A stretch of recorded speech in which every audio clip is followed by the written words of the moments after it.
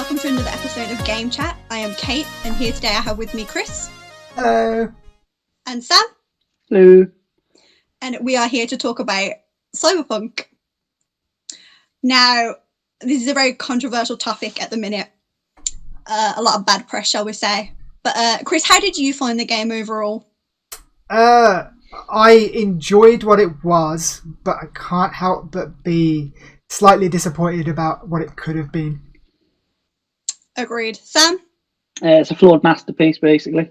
I love the game, but it has See, yeah, I agree with both of you. Anyone who knows me will know on the run up to this game, I was in. I had the lore book. I was watching YouTube videos 24/7. Any new piece of information about Cyberpunk hit the internet, and I was there. So, again, I agree with Chris. It could have been so much more, but I agree with Chris. With Sam, sorry, I couldn't stop playing it. I needed to do as many endings as I could. I've made more new saves so I can play all the other origin stories. It's still a really good game, in my opinion. Controversial, but I think I don't know. I don't think anyway. It's so controversial. Well, I've had so many crashes. Yeah, I still play the game. Yeah, same. My game's literally crashing in front of me, and I'm loading it up again, going back because I'm like, I can't. I counted stop. mine. Can't stop. How many did you have overall? 93. Damn, I think I got you beat on that because That's literally every 5 seconds, PlayStation was like, error, closing game, and I was like, no. I had more crashes than bugs, if I'm honest. Same. That was my main issue. That was my main bug, but we'll get on to bugs later. Yeah, we'll talk about the glitches that we encountered later. While we're on the subject of what the game could have been, I went on a little bit of a conspiracy theory TED talk, and there's a video coming that is basically a comparison between the original gameplay that we were shown, and then I went through and I recorded those missions and those interactions, and I kind of tried to emulate it the best I could so that we could see overall kind of what we were promised and what we got. That will be coming out soon, so if you're interested in that, keep an eye out for that. But so let's start at the beginning, basically. The character creator. What did you guys think of the character creator? I found certain parts had insane customization. There was a lot of customization for a lot of stuff, but it was missing some major key things. There was hardly any cybernetics. There was only a few different types. There was a lot of hair colors and a lot of hairstyles. Yeah, there's loads of hairstyles. But there was it was I don't know what it was missing, but it was missing something. It was not like other creators. The game, we were promised a lot better than what we had. We were indeed. Chris, your opinions? It had a lot of different things. It had a lot of things on there which I didn't think were really needed or relevant to the game. Like the whole big thing that they made about choosing I was waiting. I was like, how long is it before I'm going to bring that up? We get 2 minutes. The dick size and vagina and stuff, and it's just you don't see it in the game unless the glitch happens where it pops out your trousers, which is a thing. But you just don't see it, and I don't see why they give you the option to change the size and stuff when it didn't really factor into the game at all. It only appears once, and that's when you take off the clothes in the main menu in the inventory. Exactly. And is there a point to that, really? I don't think there is. No. I would say the good point about certain things like that and body type and voice type, it gives anyone out there who, well, I say that, but I know this is a flawed system, so I think the idea probably was to give people control over the body so they can represent themselves in V however they want to be represented. But then obviously the downfall of that was it was the voice, I believe, that locks you into how the other NPCs refer to you. The big complaint that's been going around is that they didn't allow you to choose your own pronouns. So it was dictated by the voice rather. And in a game where literally in the lore you can alter your body to that extreme, it seems kind of, and obviously like you say with the character creator, they were kind of, I feel like they had that kind of stuff in mind, but then they didn't execute it. I feel like the intent was there, but it wasn't executed well at all. Just like I was thinking about this a few days ago because I'm glad they put it in. I mean, it's one of the few games that's actually done this sort of stuff. yeah, But the problem is with it, you either go all the way or you don't put it in at all. They didn't do it enough, I don't feel. Yeah. I appreciate effort and, well, not get too much in because of the country it came from. It was very ambitious. yeah. But still, if you're going to do it, go all the way or you're going to get shit. I think that's what kind of caused the sort of the backlash against it. They kind of told you like, oh, you can build V how you want to build your V. And obviously people who, like gender fluid, all that kind of stuff, they were happy to see that being represented. And then it was kind of like, oh yeah, but wait, but if you chose a female voice, you're a she. And that's what caused the problem. And again, don't say you're going to do it and then be like, oh, well, actually, we put this one feature in that was very easily removable. And so we just kind of didn't do it. It wouldn't be so bad if they didn't make a big fuss about it when they were doing it. Like when they announced that they could do, you could do that, and then it just wasn't what they promised, I guess, basically. Or it wasn't good for enough. a majority of of people, like I would say, for a majority of our group, like the gamers, the people involved in this channel, that's something we don't really have experience with. No. True. So, not that we are not the people that dismiss this, but I think people on the internet could easily be like, "Oh yeah, but does it really matter?" But it matters even if it's. That's what I'm saying, because you're not affected by this issue.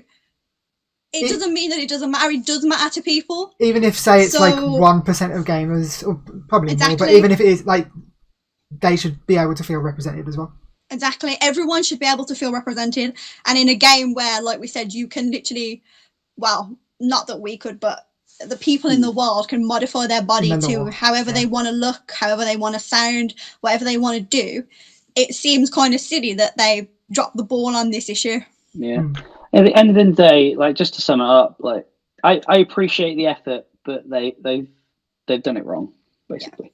The overall issue with the character creator, in my opinion, is we were shown a very, very in-depth character creator in the terms of crafting V, so background, childhood heroes, life events, why they ended up in Night City. Yeah. And obviously that is all removed. And it kind of sucks because you just literally like, I personally, I don't think the character creator is that great. It's a very stripped back version. Yeah. You can't have red lipstick. You can't don't have start with that. normal It's brown like the main hair. lipstick that people want. I can't have brown eyebrows. Like, what's See, that I have about? brown eyebrows, so I don't know what. Maybe It it's was- a HDR issue with that, but I don't know. No, The red lipstick's not there. The thing with the character creator, I have something they could have added to make it a lot more better. You remember in Fallout 4, they had the slight, like, you could pull the skin and change it how you wanted. Yeah, the sliders. Yeah, That would have been so much better. Why did it have to? Because it was preset, most of it.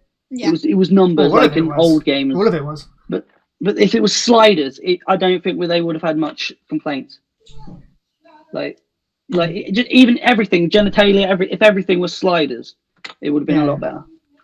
Yeah, I have no problem with them all being preset, just cycling through them if there was a bit more options. Like you said with the cyberware's, I mean, it's just some lines on your face. Yeah, there's not many really? options at all. I kind of get it because you can't really do your arms because you got the mantis blades, the gorilla, the explosives, the wire.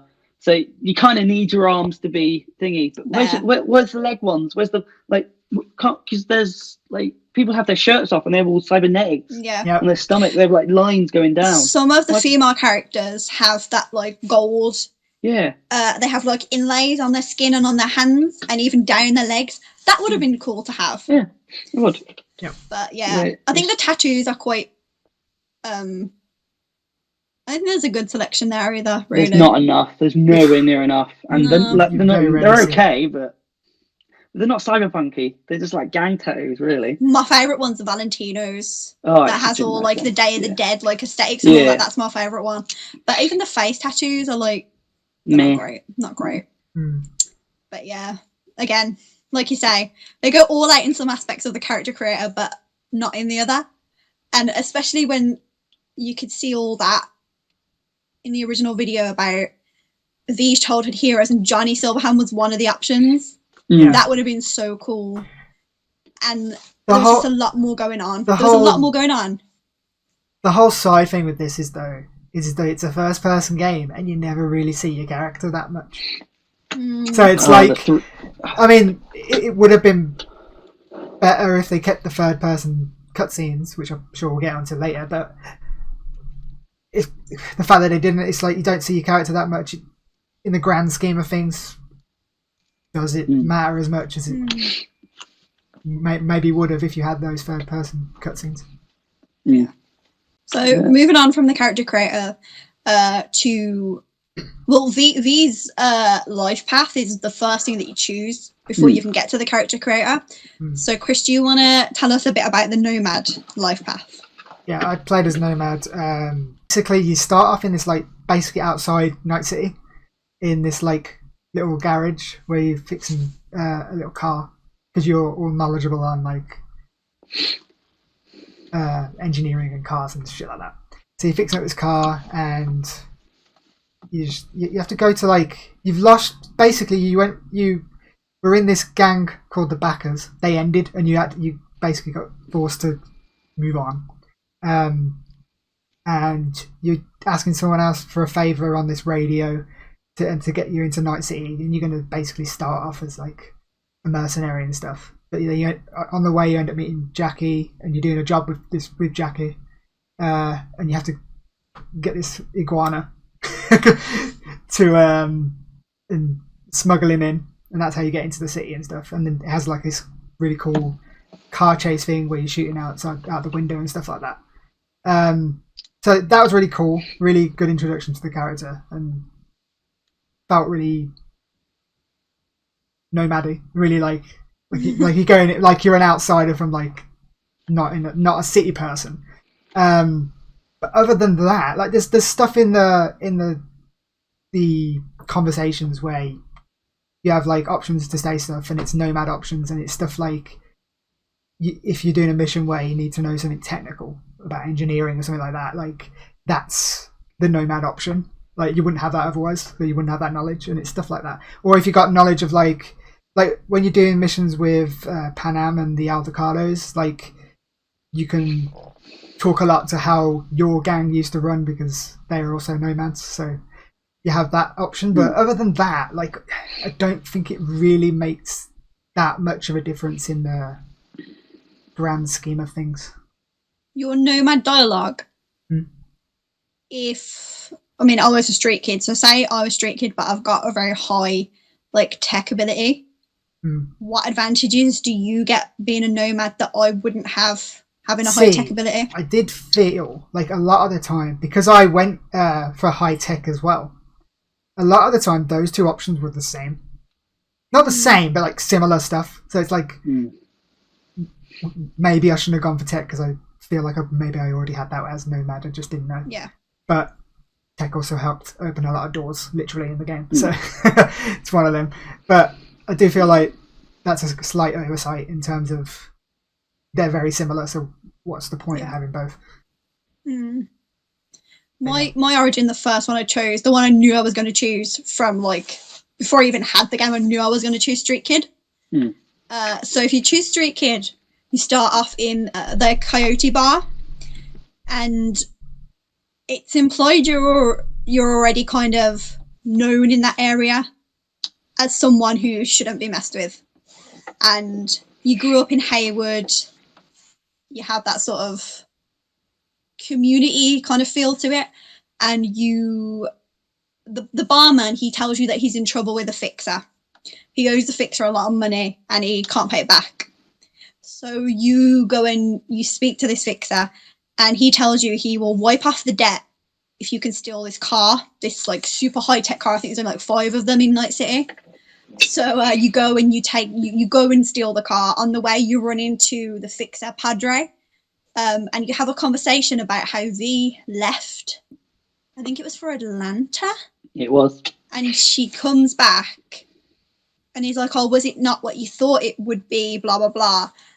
And I think that was sort of thing. I was like, oh, but what happened? Why did she come back? Who knows? I even tried to Google it, like, why did V come back from Atlanta? What's going on? I think it was just you were meant to kind of think she went after something better. The grass is green on the other side kind of thing. Well, to be fair, it's the same with the name. Didn't Like, they work don't out. really explain why the backers ended very well. I think none of them. didn't they say that another gang has kind of They got something to do taken with over with a your gang and corporation. they've kind Yeah. of become one? Something No, to do, And you they- didn't want to serve that new gang? something to do No, with a they corporation. joined. sorry, They joined Snake Nation, which Yeah. is a which corp, innit? is corporation. is load of clans just joining together, and V didn't agree with that. He wanted Fair the enough. true No Man style of being always on the move. The lone wolf. Yeah, Fair kind enough. of thing. On the road So again. you go and you steal this car, and as you're about to pull away, Jackie opens the door and he's like, "No, this is my car." And there's a bit of banter, and the police pull up because you've triggered the alarm on the car, and the guy who owns the car comes out and he's like, "I'm too important. I'm not going to testify. Just throw him in the sea. Forget about it." But the policeman, like, he's been around Haywood. He come from Haywood, and he's not going to do you like that. So he just beats the hell out of you, drops you back to where you sort of came from, and then Jackie's like, "You know what? We should be friends. Come on, let's have lunch at my mom's house." And you go and have lunch at the mom's house, and that's it. That's the street kid origin. Jackie's such a bro. So, Awesome. Sam, you want to hit us up with that well, corp life? The Corp one is very different because basically you start out working for Arasaka. You are Awkward. like you're kind of Yeah. a mercenary, but you're like a private one for the company. You deal with the problems they don't want other people to know, and you've worked all this life, and then you have to find some information on this woman that your boss sends you to go. But that didn't go so well, and then they basically take everything from you at the end of it. Like, you've lost everything, and then but it's the only life path, which I find interesting, where you know Jackie beforehand. Yeah. He's your contact. See, I Which I played find all very of weird. the intros, and I think the Corpo one is the one that's the Canon. in some respects, I think it's really good at making you feel like a somebody. Yes. So you walk Yeah. through the offices and everyone's like, "Oh, that's that person who, like, don't mess with that person," and you feel important. And then the Wait. boss is like, "Okay, so I want you to kill this woman. Go and do it." And you go to Lizzie's bar and you're sitting there with Jackie, and you don't even get a chance to try and do. No. You don't get a chance to say no. Instantly find out. They just Yeah. turn up and they're like, "No, taking all But your money away," and then they leave. And it's a really sort of like, it's not a well explained intro. It's not a well sort of thought out one, I wouldn't say. But it out of all kind of them. gives you the feel of Night City, because, like, yeah, you're this all powerful man, Mm, but there's always someone above you, yeah. and in a second like that, you could lose it all, which he did. Which you do. All they did. Yeah. And you got to gain it all back. Yeah. But, well, basically, it takes you from something to nothing, To and nothing. you have to work your way up. So it's I guess, an origin story. Did you feel like the corp dialogue was useful? You see, this is where I've got a weird thing with the whole origin dialogues, because sometimes they generally don't matter. Because I've played all three of them, and I've gone to scenarios where basically, like, the nomad will help me get through an area, but the corp one Would also also helps help me you get through through that the area. area. And Yeah. so did the street kid. I mean, sometimes if you have a certain one, it help you get through. Like, if you have a high tech, you don't need that because you've Yeah. got the street kid. But I find it very rare where they actually matter. I mean, Yeah. it's nice because it gives I find the background, Yeah. but The street kid one, I felt like it was always gang related. Hmm. So someone would come to you and they'd be chatting, and you'd be like, "Yeah, but the tiger claws are in this area, and you're not a tiger claw." So, and then they'd be like, "Oh no, we're not sorry, bye." Like, that was every sort of nomad I had- street kid dialogue. So I had the same thing, because even when I was talking to the gangs, I'd use the corp one and it would get the same results. It's just a bit like, they would also be sort of gangy, but it'd be different. Like they would say something different, but the same thing would happen. See, I found a lot of the gangs didn't like me because I was nomad. You're outside the city though. Yeah. You don't count, do you? I do. The only time I do feel like being a nomad really helped was in the Aldecado missions with Panam, because like that makes sense that it would help there because they're in a similar position for what you used to be in the gang. So it's the only time I think it helped for me. I mean, carry on, Sam. So, I mean, speaking of the nomad one, I feel like I really don't feel like that the origins matter much, but the nomad one does make you feel different to the other two. Like I think it's the best one, as in like story wise, because of what it means. Especially like saying in the Badlands, it works very well in the Badlands. Especially when you go down the Panam route.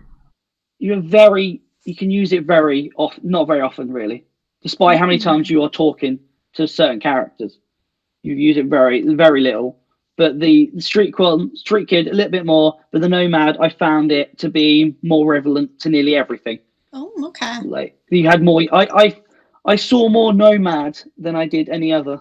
I saw a lot of Nomad choices. The mission that comes to my mind. So there's a mission where you go into a diner and you order a drink, and then the diner guys come in and they're about to rob the diner. Now, did anyone use their origin-specific dialogue to stop that from happening? No, I didn't get the option. You don't get it. No, it's I know which one you're on about. That's Street Kid only. I killed them. Okay. Still. They all started in that one. I said to them, "Well, you're not 66th Street. This is their turf. Are you really going to rob a diner on their turf?" But what is a mission of an example where you think, like, oh, that was perfect for that dialogue? Or can you not even think of one? Just to go back on that point where you just said, I had my stats in body, I said the same thing. Oh, interesting. Kind of the same. But you because I did the Street Kid one, but I also, because I had the save, I could also choose that one. And you say the same thing. I did it on Corp, but you say it differently, obviously, but you get the same results again. So you feel like they're kind of not false choices, but kind of I feel meaningless? No, in a way they are, but if you play it right, I mean, you have to look at it a lot, you can get past certain stats by having the origin. I think that's what they're there for. Yeah, and I feel like I fucked myself over by having technical stats as well as nomad. But it opened doors, which is the main thing I wanted it for. Literally. I feel like the tech one was the nomad. I mean, I got through a lot of cool stats by using Corp.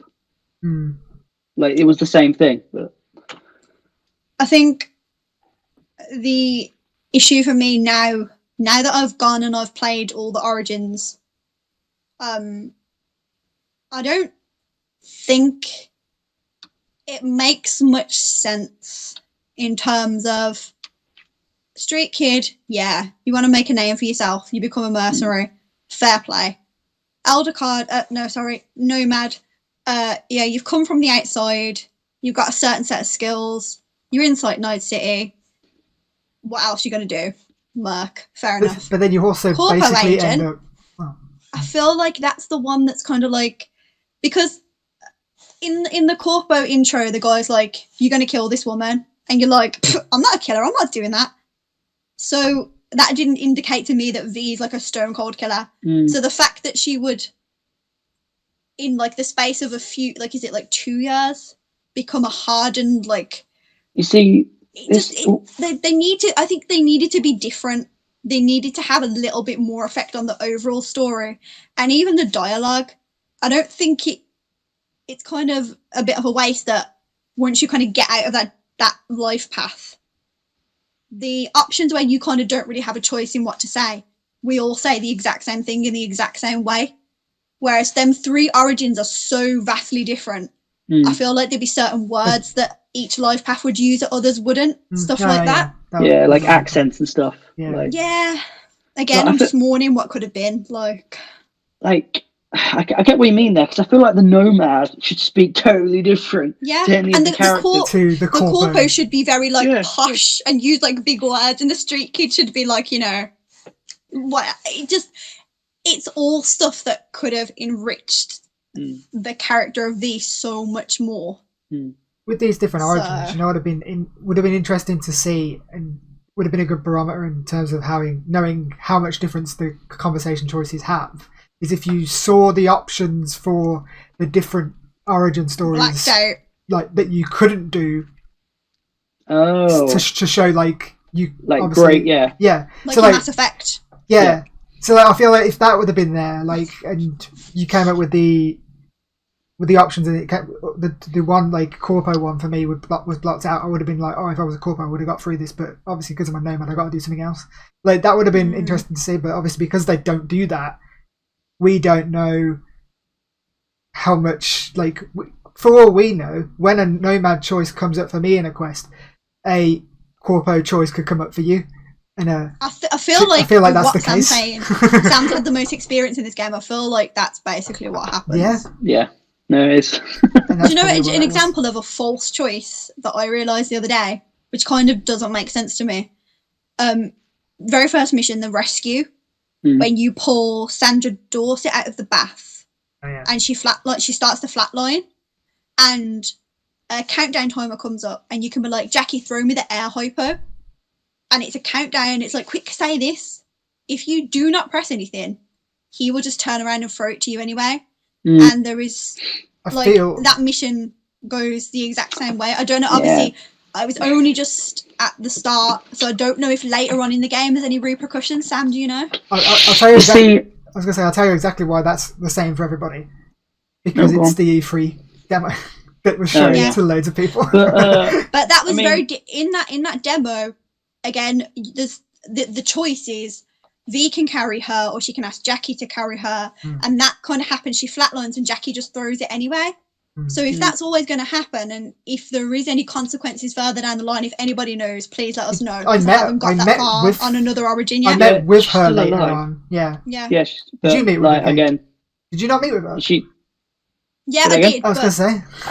Yeah, I know you see her later, but I was wondering, like, if V doesn't make that choice and ask for it quicker, I wondered if there was any slight different, maybe even a different piece of dialogue later on. See, I never checked that, because every time I play that scenario, I'm like, I hate that mission so much because it gives me anxiety. So I'm just like, quick! Save her. I don't think it would make that much of a difference, to be honest. No, but this is the thing. I don't see the point in having those kind of fake choices. Yeah. It's self-important. It's to give the illusion of choice. So, moving on from the origins, obviously, one way or another, we are all in Night City. Yeah.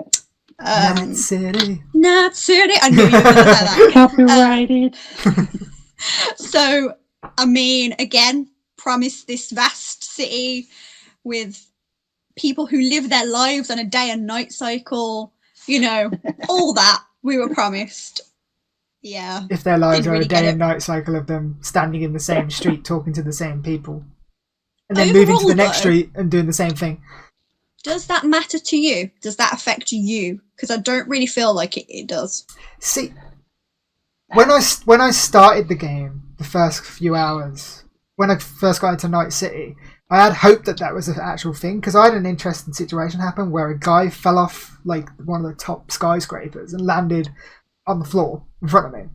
I was heading to Victor Vector's, the Ripper Docks, and I was like, oh, okay. I didn't know whether it was a glitch and the guy had just landed there or whatever. So I thought, okay, I'll just walk past his body and then go into Victor's, and I went in there, did the mission, come out, and cops had come, moved his body, cordoned it off and stuff, and I was like, oh, that's cool. What? They're living their life. That's cool. That's like the actual reaction to that happened.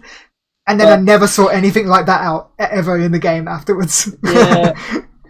I can tell you when the world actually changes. There's only two times it changes. During the first act, when you walk around, you see everything. As soon as you finish the heist, the world changes a little bit.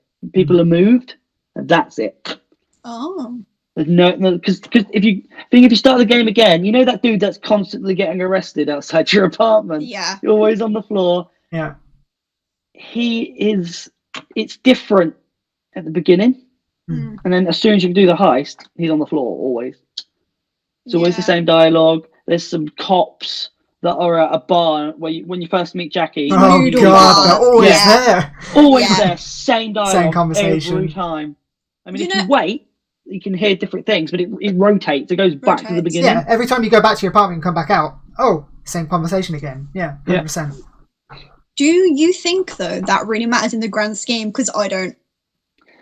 It's a I nice Does it get thing it's to all have. about building the Does it matter? realism, No, but for but- the game purposes, No, it you doesn't know matter. the NPCs who you need to interact with. You can see them a mile off because they look kind of like you can tell. So I feel like the background NPCs and the people that just walk around. I mean, the most common criticism I'm seeing is there's not enough people like on the street. That's so because of the versions we're playing. Obviously, Yeah. we're playing on PS5, PS5. but we're playing PS4 versions. Mm. If you look on PC versions, that there is a lot more people. It's not as many See, people but as they doesn't showed that in be the trailers, annoying, but it's a lot more I've people. only had one mission where I have seen the same character like 7 times, and it's quite far. It's the Kerry mission. You know, when you go meet the pop stars. No spoilers, obviously, but that's the only No, time. full spoilers. We Yeah, know I what Don't saw- it's full about. spoilers, people. I So saw warn us at the 10 start. of the same guy in one area, all stood next to each other. Oh my god. But I've been I in feel like places that's just where a there was glitch, way though. more people, Yeah. but they all looked different. Yeah. So yeah, I feel like that's a glitch. But going back to what you said earlier, does it really matter? It No. doesn't, but it bothers me. Yeah. Like, Yeah. so much. You know, Of all the problems this game's got, that one for me is not really like. it doesn't really matter, but it was promised. I'm not angry. a lot of things were And, promised and this for game. me, having that moment at the start of the game with the cops taking that body away and stuff, I was like, oh wow, that's really cool. It's real. And They then- promised You it got and it was real. And then it never got you happened hooked, again. Chris. And it makes me think they concentrated so much on the start of the game that stuff like They that did. could have happened at the start of the game. And obviously, we'll get onto this later with the whole controversy about it not being done and all that. But like, I do feel as you go along the game, the world becomes less believable. Yes, sorry, I was about to get onto this. I've played it so many times, and what you are saying is true. The longer you play the game, the less there is Yes, of just 100%. everything. Yeah, When I started the game, I went around all the map, and there's loads of cars. There's just loads. I'm not talking about the distant glitch. I'm talking about cars Yeah, near yeah, you. There's yeah. cars driving. I got more intermissions and more intermissions and more intermissions. And I was basically standing in the center of Night City, where it's supposed to be super busy, and there was one car, and that's it. Yeah. It's weird. No isn't one it? else. It is weird. Like- It's like Like- it's they I think it's clear that they've rushed this out Mm. to hit like Christmas, But because that's when like, a lot of again, people sell. But it's false promises. Can you remember is. all the trailers we saw? Like, if you want to burn Night City, you can burn Night City, and it was showing so many like. As the story goes on, the world's going to look damaged if you do this, if you do that. ripples, ripple effect, guys. There is no ripple effect. There's no The Dawn of choices Death. you make in the missions will have a ripple effect that will affect the rest of your playthrough. I said, Not really. where? Not Well, really. at best, there's one mission at the start will affect one side mission later on, but that's it. Legit. The only difference, like stuff like that, is like characters. If a character dies, obviously that's going to change Yeah. things, but it's not really going to change things. There's always a way around it. There's always someone to replace the character. That's what I'm saying. I feel like this game is one of those games where it tricks you into thinking that you have agency, and it tricks you into thinking you have a choice. And then when you kind of go back and you start another playthrough as another character and you choose a different option, you realize like really like how you get from A to B doesn't matter, because the end is always going to be the same basically. Obviously, like with really important decisions, obviously there is some differences, but and it's hard to explain, but like when you play it and you try different things out, you'll realize it's not really that different overall. No. The problem with the world in this game is that it feels like it reacts to you, but only when you're there. If you know what I mean. Like cars. This was one thing that bothered me throughout the whole game, really badly. Is you stop your car, cars don't go around you. Ever. GTA thing. The GTA thing. They stop right behind you. And I went like that diner mission. I stopped my car in the middle of the road. As you do. Who parks their car in a fucking game like this? I do. I do. Yeah, I do. You know what? I started doing that just so the cars will go around me. Stop my car, go in the diner, do that mission, come out. There's a fucking traffic jam behind me. Of like 10 cars. I'm like, go round. And it's you like get to see the cars. it's just like also stuff like you walk into an NPC, they hit you, kind of glitch out a bit, walk in the opposite direction, and that's it. They even walk into each other and do that, and it's just like doesn't. As much as like there's a lot in the world, it doesn't feel. It's not interactive. It's not Something's interactive broken. at all. It's not a living world. There's no way it's a living world. No. It literally reacts to you. The biggest letdown for me was the gangs. Because obviously they've got these gangs and they're so different and they're so intricate and they're so interesting, but they never really come into play. Never. And I mean, I played Saints Row. I played Cyberpunk, and about 5 hours later, someone was like, "You enjoying it?" And I was like, "It's just Saints Row. It's just Saints Row if it's made by Bethesda." Watch Dogs. That's exactly what I posted. I was like, "Cyberpunk is Saints Row if it was made by Bethesda," and everyone on Tumblr was like, "Preach." So, because of the origin story I chose as well, and I even made my V look like my female boss. Like, I'm living a new Saints Row. I'm living Saints Row with robots. I'm living my life. I love Saints Row. So, having that sort of like mindset, like, oh, this is so good. This is just like a next gen Saints Row. This is sick. And then getting to the gangs and then finding out there is no real weight to the gangs. They don't really interact with each other. There's no sort of penalty for siding with one gang over another gang. There's no real use for them being there, and it seems like a waste. I have one moment where I felt like gangs mattered, and that was one side mission where the Aldecados are making a deal with, I can't remember what they're called, people with the weird faces, the scavengers. The scavers. It's the scavengers that are doing the it. Scavs. The scavs. That's it. So they're making a deal with the scavs, and like I go in there going, "Oh, what's going on? I feel hear this deal's taking ages. What's going on?"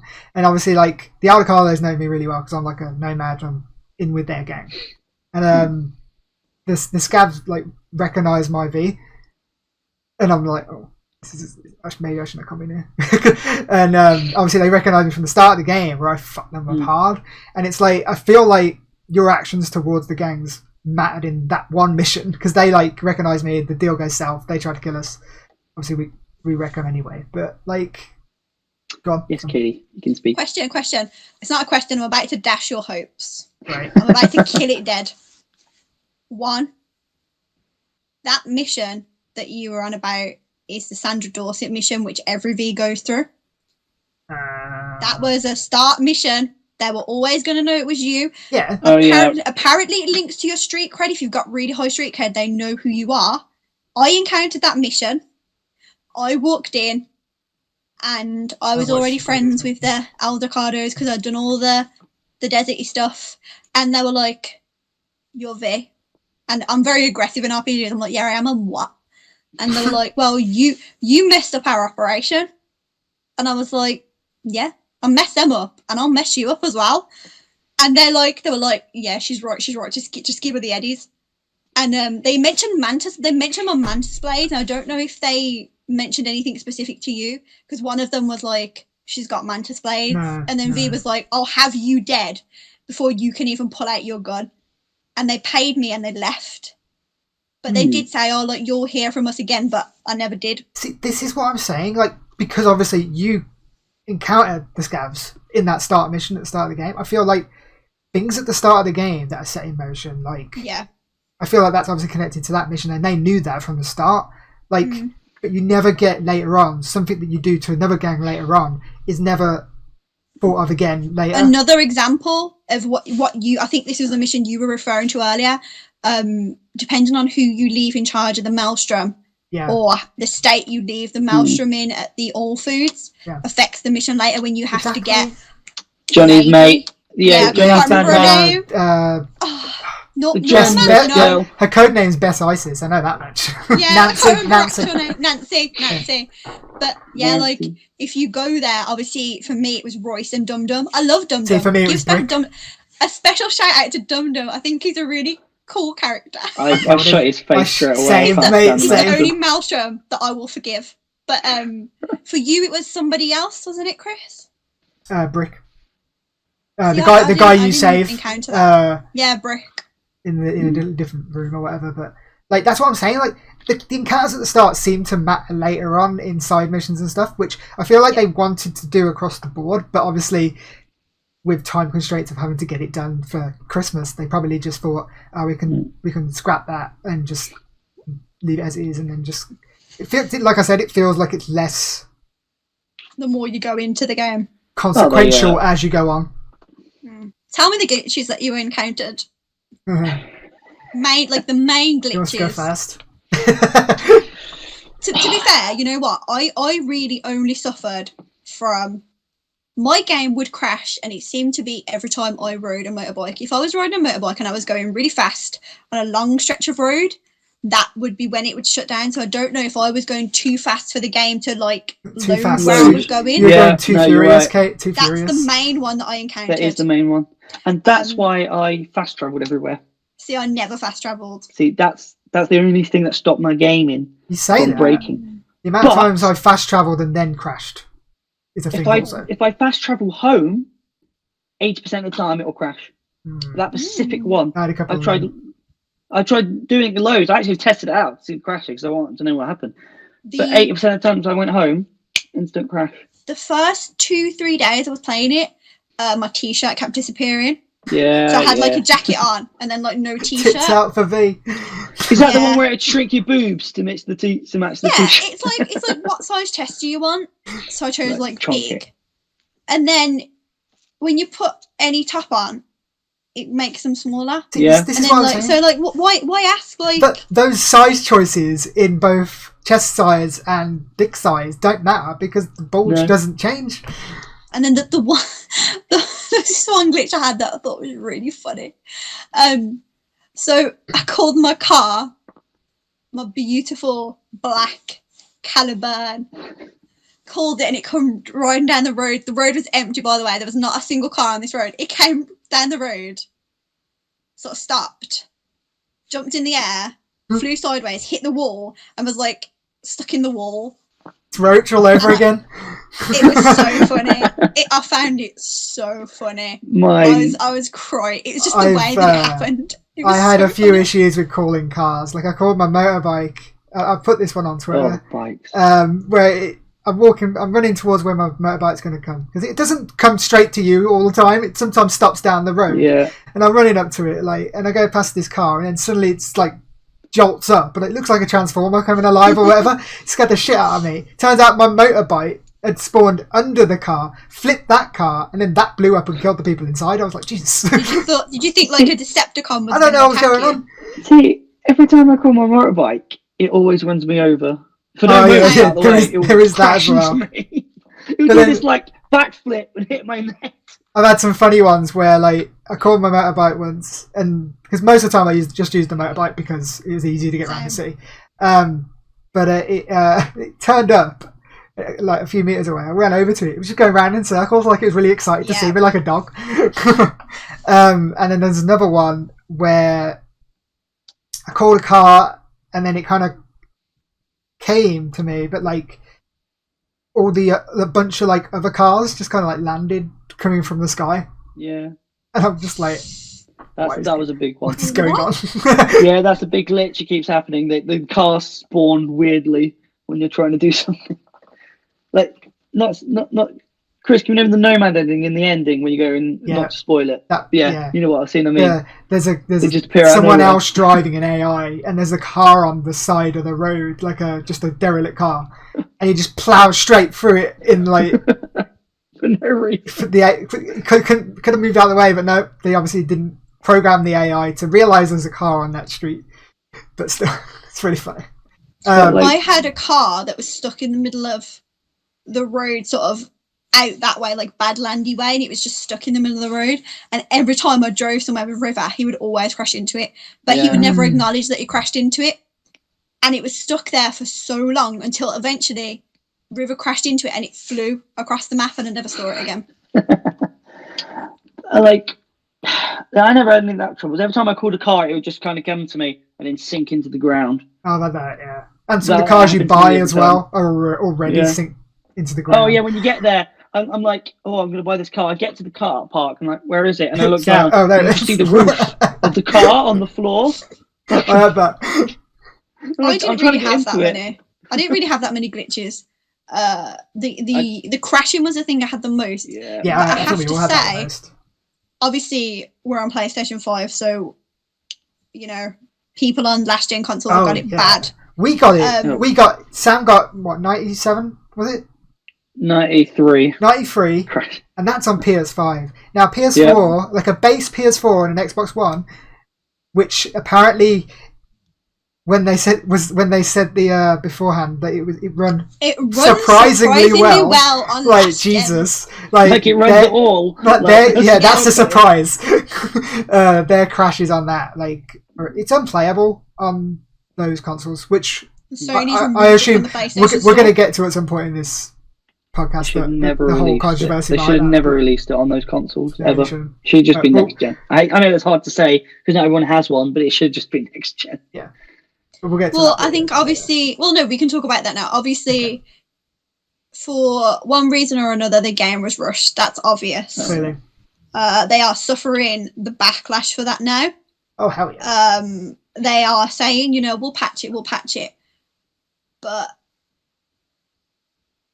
a patch is fine. Like, obviously, fix the game. But what I'm interested in is, are we going to get a patch that adds the content we've previously seen to the game? That's my concern. It's an interesting one because, like, obviously, what they showed us was what they were aiming for, and obviously they had to cut a lot of corners to get it out for when it came out. But, like, feel like they can get there because a lot of the things like we want, like, for example, changing your clothes and hair, well, changing your body and your hair mid-game, being able to change your face and all that, and your cybernetics and stuff. I am so shocked that was not in the game when you think that, like, Saints Row 1 on the Xbox 360 had them features and more. And in a game where you can literally edit your body within an inch of its life, you can't even get a haircut. I feel like stuff like that, stuff like, obviously fixing all the glitches needs to be done, which is, they said they'll be done by February, but we'll see. Just like stuff like they promised. Most of it they can add into the game. The stuff they can't change is the stuff they fell short on that they can't change is the stuff like this story, choices will have ripples across the whole story. They can't change that story now, I don't think. No. So that's need to stop. So they need to stop promising things because they're promising they're going to fix all these bugs, but they're also promising the DLC. That won't come for a while, I don't think. No, it won't. But they keep promising that it's going to happen early this year. And I know we're still. I think some DLC will happen early this year, and it will be outfits but, like, and shit. You need to focus on the bugs before. Like the DLC. You know, when Witcher had a bunch of bugs. When Witcher had a bunch of free DLC, it was all just like outfits and swords and shit. So I imagine it'll be stuff like that until we get the big stuff. But it's disappointing. But I feel like give it a year, and this game could be what we were promised. Well, as close as they can get it. It's never going to be what they promised. But like, I don't know. I think it can get there. I really hope. I really hope they do. Like, because CD Projekt Red can make a good game, but it's like I feel sorry for the developers. Well, I feel sorry for most people at CD Projekt Red. I say most people because the people I don't feel sorry for is the people who made the decisions to bring it out this early. Because it's their fault. Developers apparently said to them in January it wasn't ready, and there's the higher up saying, "Oh, it's playable. It's from start to finish," when it apparently wasn't even done. I mean, So that's it's like, subjective, isn't it? Like, I also blame the PR department. yes, the PR that they fucked up big time. They are the worst. Like they fucked up. Yeah. Well, nearly more than anyone, I'd say. Well, Maybe the people at the top. the people that made a decision to bring it out. Yeah. And to tell the PR people to push the information they were pushing, because obviously they work for someone. They could have been so many more clear though. Like they had to have some. It was a hot mess basically. But the thing is, the PR could have been selling a game that they could have been selling all this information that they thought genuinely was going to be was in the real. game, because Yeah. the PR aren't the Maybe. developers, are they? No, I guess, but It's a weird. don't know, it's a hard something has gone wrong big time in that studio. I think it's that. I don't think something is covers it enough. No, a lot but of things. a lot of things have gone wrong during this whole process of making this game. Really, because it's been so long, and also it's so broken when it comes out, and all that, and with all the lies in the press and coming from the higher ups and all that. It's just like something went wrong, and people should be angry about it. Like people, especially the people playing on old consoles. Like you got these people online saying like, "Oh, it's a 7-year-old console. Of course, it's not going to run well." But like they promised it would. So yeah. why? And CD Projekt Red hadn't done anything before to not be trustworthy. So why should those people not expect it to Have work? suspicion. Yeah. and let's be honest, the graphics aren't that much different. Not really. It is not like a spectacularly looking game. Like obviously it looks really good. Like it looks good, but it's nothing like There's no reason to play that bad. Just downscale it a little bit. Yeah. And I feel like they have done that. It Obviously, should look like, that bad on those consoles though. yeah, it's blurry Like, as fuck there on is- the old consoles. Like there's something wrong there. Like how can it look that bad? It's But do you know what their excuse was? When they afterwards, they're like they did this. You know when they bring out that yellow background with the black text on, because that's that's become a meme now. That's like every time anyone makes an apology online, they do it in that format, which I think is really funny. That's like the funniest thing to come out of all this. They came out saying we didn't pay enough attention to the last gen versions. That's not an excuse. that's the problem. Like, why not? You're putting it out on those consoles. Why did you not pay attention to the last gen versions? They were pumping the money into PC. It was PC next gen, and then But like they're mad because like you'd think that if you think about it, the majority of people that are playing this game are on the old consoles. Yeah. Like there's not enough new consoles out there because obviously they're new, and because of COVID there was only a short supply. We're lucky to get them, but like people aren't going to wait to play that game. No, they weren't. No way. There's not. The majority of people playing it are on those old consoles, and that's where it's in its worst state, and that's where they're making the most money, and that's where the issue lies, because they're making the most money off the people who are getting the worst version. Didn't Steam have like a 70% refund on Cyberpunk or something crazy like that? Was that something different? PlayStation have that's something different. PlayStation have offered a refund and took it up, and that it's bad. You know it's bad. They and removed it from the PlayStation Not store. even Anthem or No Man's Sky got this treatment. They literally removed it from the PlayStation store. That's how bad it is. Xbox is still on there, but they offer a full refund. The thing you're on about, Sam, is, which I think's misleading in terms of media, because it's like they're saying on Steam 70% of people have stopped playing Cyberpunk a month out, and I'm like, that's misleading because it's a single player game. People finish the game so they and finished move on. Because how I read it is like 77 people have got their money back. Or No.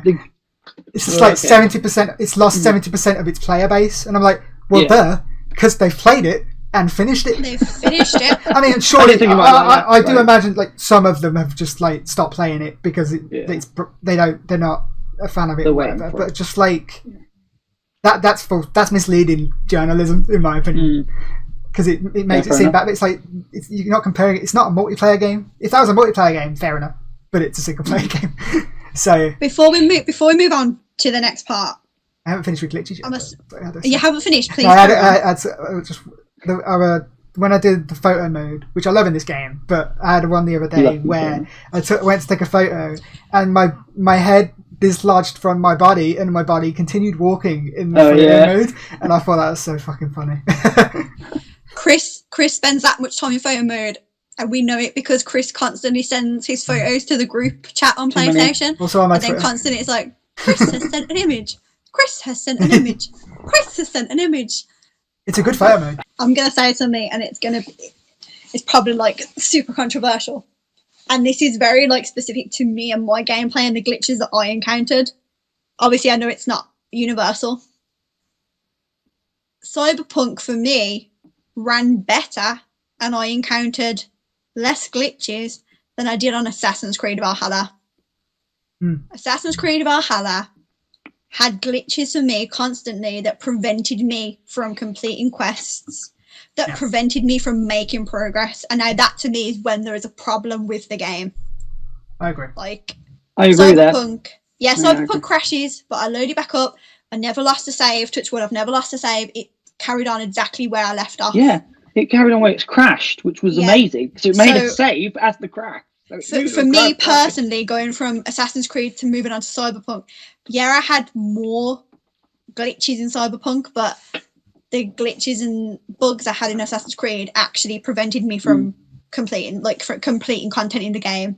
You talk about the time you sunk into the stairs. Any of it. I couldn't complete missions. I couldn't. There was what are they called? Like the side mission. I don't know what. Oh, they were just so called side. broken. I had loads of on the map that I couldn't complete because they weren't triggering, or the NPC that was supposed to give it to me wasn't there. Like, and I'm a completionist on them kind of games, and that really bothers me. Yeah. So comparing stuff like that to the luckily I only had 2 glitches in Cyberpunk. To me, that was worse. The glitches I didn't really mind in this game because most of them were funny. The T-posing people. Yeah, funny. Like literally, in the bar, when you go to Moxie's. And Afterlife, you go to Afterlife, there's always this one dude T-posing outside. That's the thing. Like just always there. It reminds me that this is what this game felt like more than anything. It felt like a Bethesda game. Like I just said, did you not see my tweet? No, yeah, you said it as if Bethesda made Saints Row. It feels very. If it was made by It doesn't. That's my problem with this game. It doesn't feel like this, like the next step up, or no. It doesn't feel like it's made from the people who made The Witcher. It feels because I've never played like it's people. It feels like it's a Todd Howard game. It feels like a Todd Howard game. Last gen game that got an upgrade. So I mean, it is. You guys got upgrades. Well, it hasn't even got the upgrade for us yet, Sam. Yeah, no, it hasn't actually. Hopefully it's fixed by then. But it does. It just feels like a Bethesda Todd Howard game, but like a good one. Like it's still a very good game. Don't get me wrong. It's just. Oh, I love the game. It's my game of the year, nearly. I'd say. Like just how much I would have scummed it if I didn't like it. Yeah. Same. Yeah. Like the story is. Oh, it's just amazing. But then it's a very weak RPG. Oh, yes. It's not an RPG for me. It's an action adventure for me. It's not an RPG. I don't. Yeah. It can be if you play it like one, but I find it. There's lots of. It's more action adventure than it is RPG for me. Let's talk about the overall story. And when I say story, I mean basically the story missions, not all the side jobs and the gigs. We'll get to them afterwards, but before we start this, just in case anyone hasn't finished the game, don't continue watching this later. We're going to go full spoilers for the story here. Just a pre-warning. Right, go. So the overall story, when you think about it, is not that long of a story. If you were to just cane the story missions, it's not a very long story. You can do it in 25 to 30 hours apparently. Probably even quicker if you're really good. Well, there's the Paman storyline, the Japanese dude storyline. Takamura. Johnny. Fuck. Johnny's chipping in storyline. The Voodoo Boy storyline. No, that's the chipping in ones, more side missions than anything, but we won't go into that. Because you can skip most of them, if I'm honest. against I that thought list. they were like actually important. I don't To know. go to Rogue and that lot, I think you only have to go halfway through. Yeah, you have to really. do. Oh, I okay. got to the last mission before I did half of the stuff for Johnny. No, you are right. You are right, because it's when you get to that bit where it's like meet. I can't remember her name. The Lady sister. Arasaka. Lady Arasaka. That's what I call her. Yeah. Oh, Begins. Is it Who's she? Hanukkah? Hanako. Hanukkah, yes. It's meet her. Yeah, and then Johnny asks you for all the favors. Yeah. It's a good So job really- he does though, because I was about to go do that mission. Like if I Yeah. I was waiting for a phone call from someone related to Johnny, and it's just like if I'd have not waited, I would have just gone straight to that mission, not knowing that But those missions. did you The only do- reason I did knew you because I do- asked you. Did you do Rogue's missions, the section where you have to go to Afterlife to talk to her? Yeah, Did you do that quite late? the Like, bit where as you in- go and talk to her and do the stuff with Panam. Yes. No, I did that early. Yeah. Okay, me too. see, I did that quite late, and then I got the Rogue stuff Early. straight away Oh, okay. because my last one was Panam. So I feel like you have to do other missions to get Yeah. to it. So you'll always get the Johnny stuff really late in the game Yeah. when you actually want it like spread out, but not really. Yeah, I do feel like it could have been a lot more Yeah. Just a evenly chunk, spread and in the that's it. game, and a lot more like there's a less weight between. Like I understand wanting you to go and do side quests and stuff, but I got into a problem where I did Pan Am stuff, then I did literally cleared the map of side quests, Yeah. Can't do did that. whatever story I could do on the Arasaka bit, and then it was literally just a moment, a time of waiting for Johnny's missions to pop up, and sometimes you have to wait for days, like Yep. in game time, and it's just like they could have Yeah, easily just spread it across easier without having the massive time gaps in between. I get what they were going for, but The phone call mechanic I don't like, because like you say, you never know if you're expecting another phone call. There's no real indication when you're kind of done with someone. Hmm. Like, No, and I that's mean, true, when I yeah. say done, I mean like done, like completely. Finish their Like quest. they'll Like never want storyline. yeah, anything yeah. after you again. Hmm. Especially like with Blue Moon that calls Oh, you yeah. after Kerry. Like- If you hadn't told me she would Same. call me, I would have gone and done the end Yeah. mission. Like, and the way she calls you think it's going to be like, oh, we've now got a couple missions with her. You've got one, one Yeah. and mission. that's it. Even after the mission, she doesn't send you this text saying thank you. She just goes, okay, you've been paid.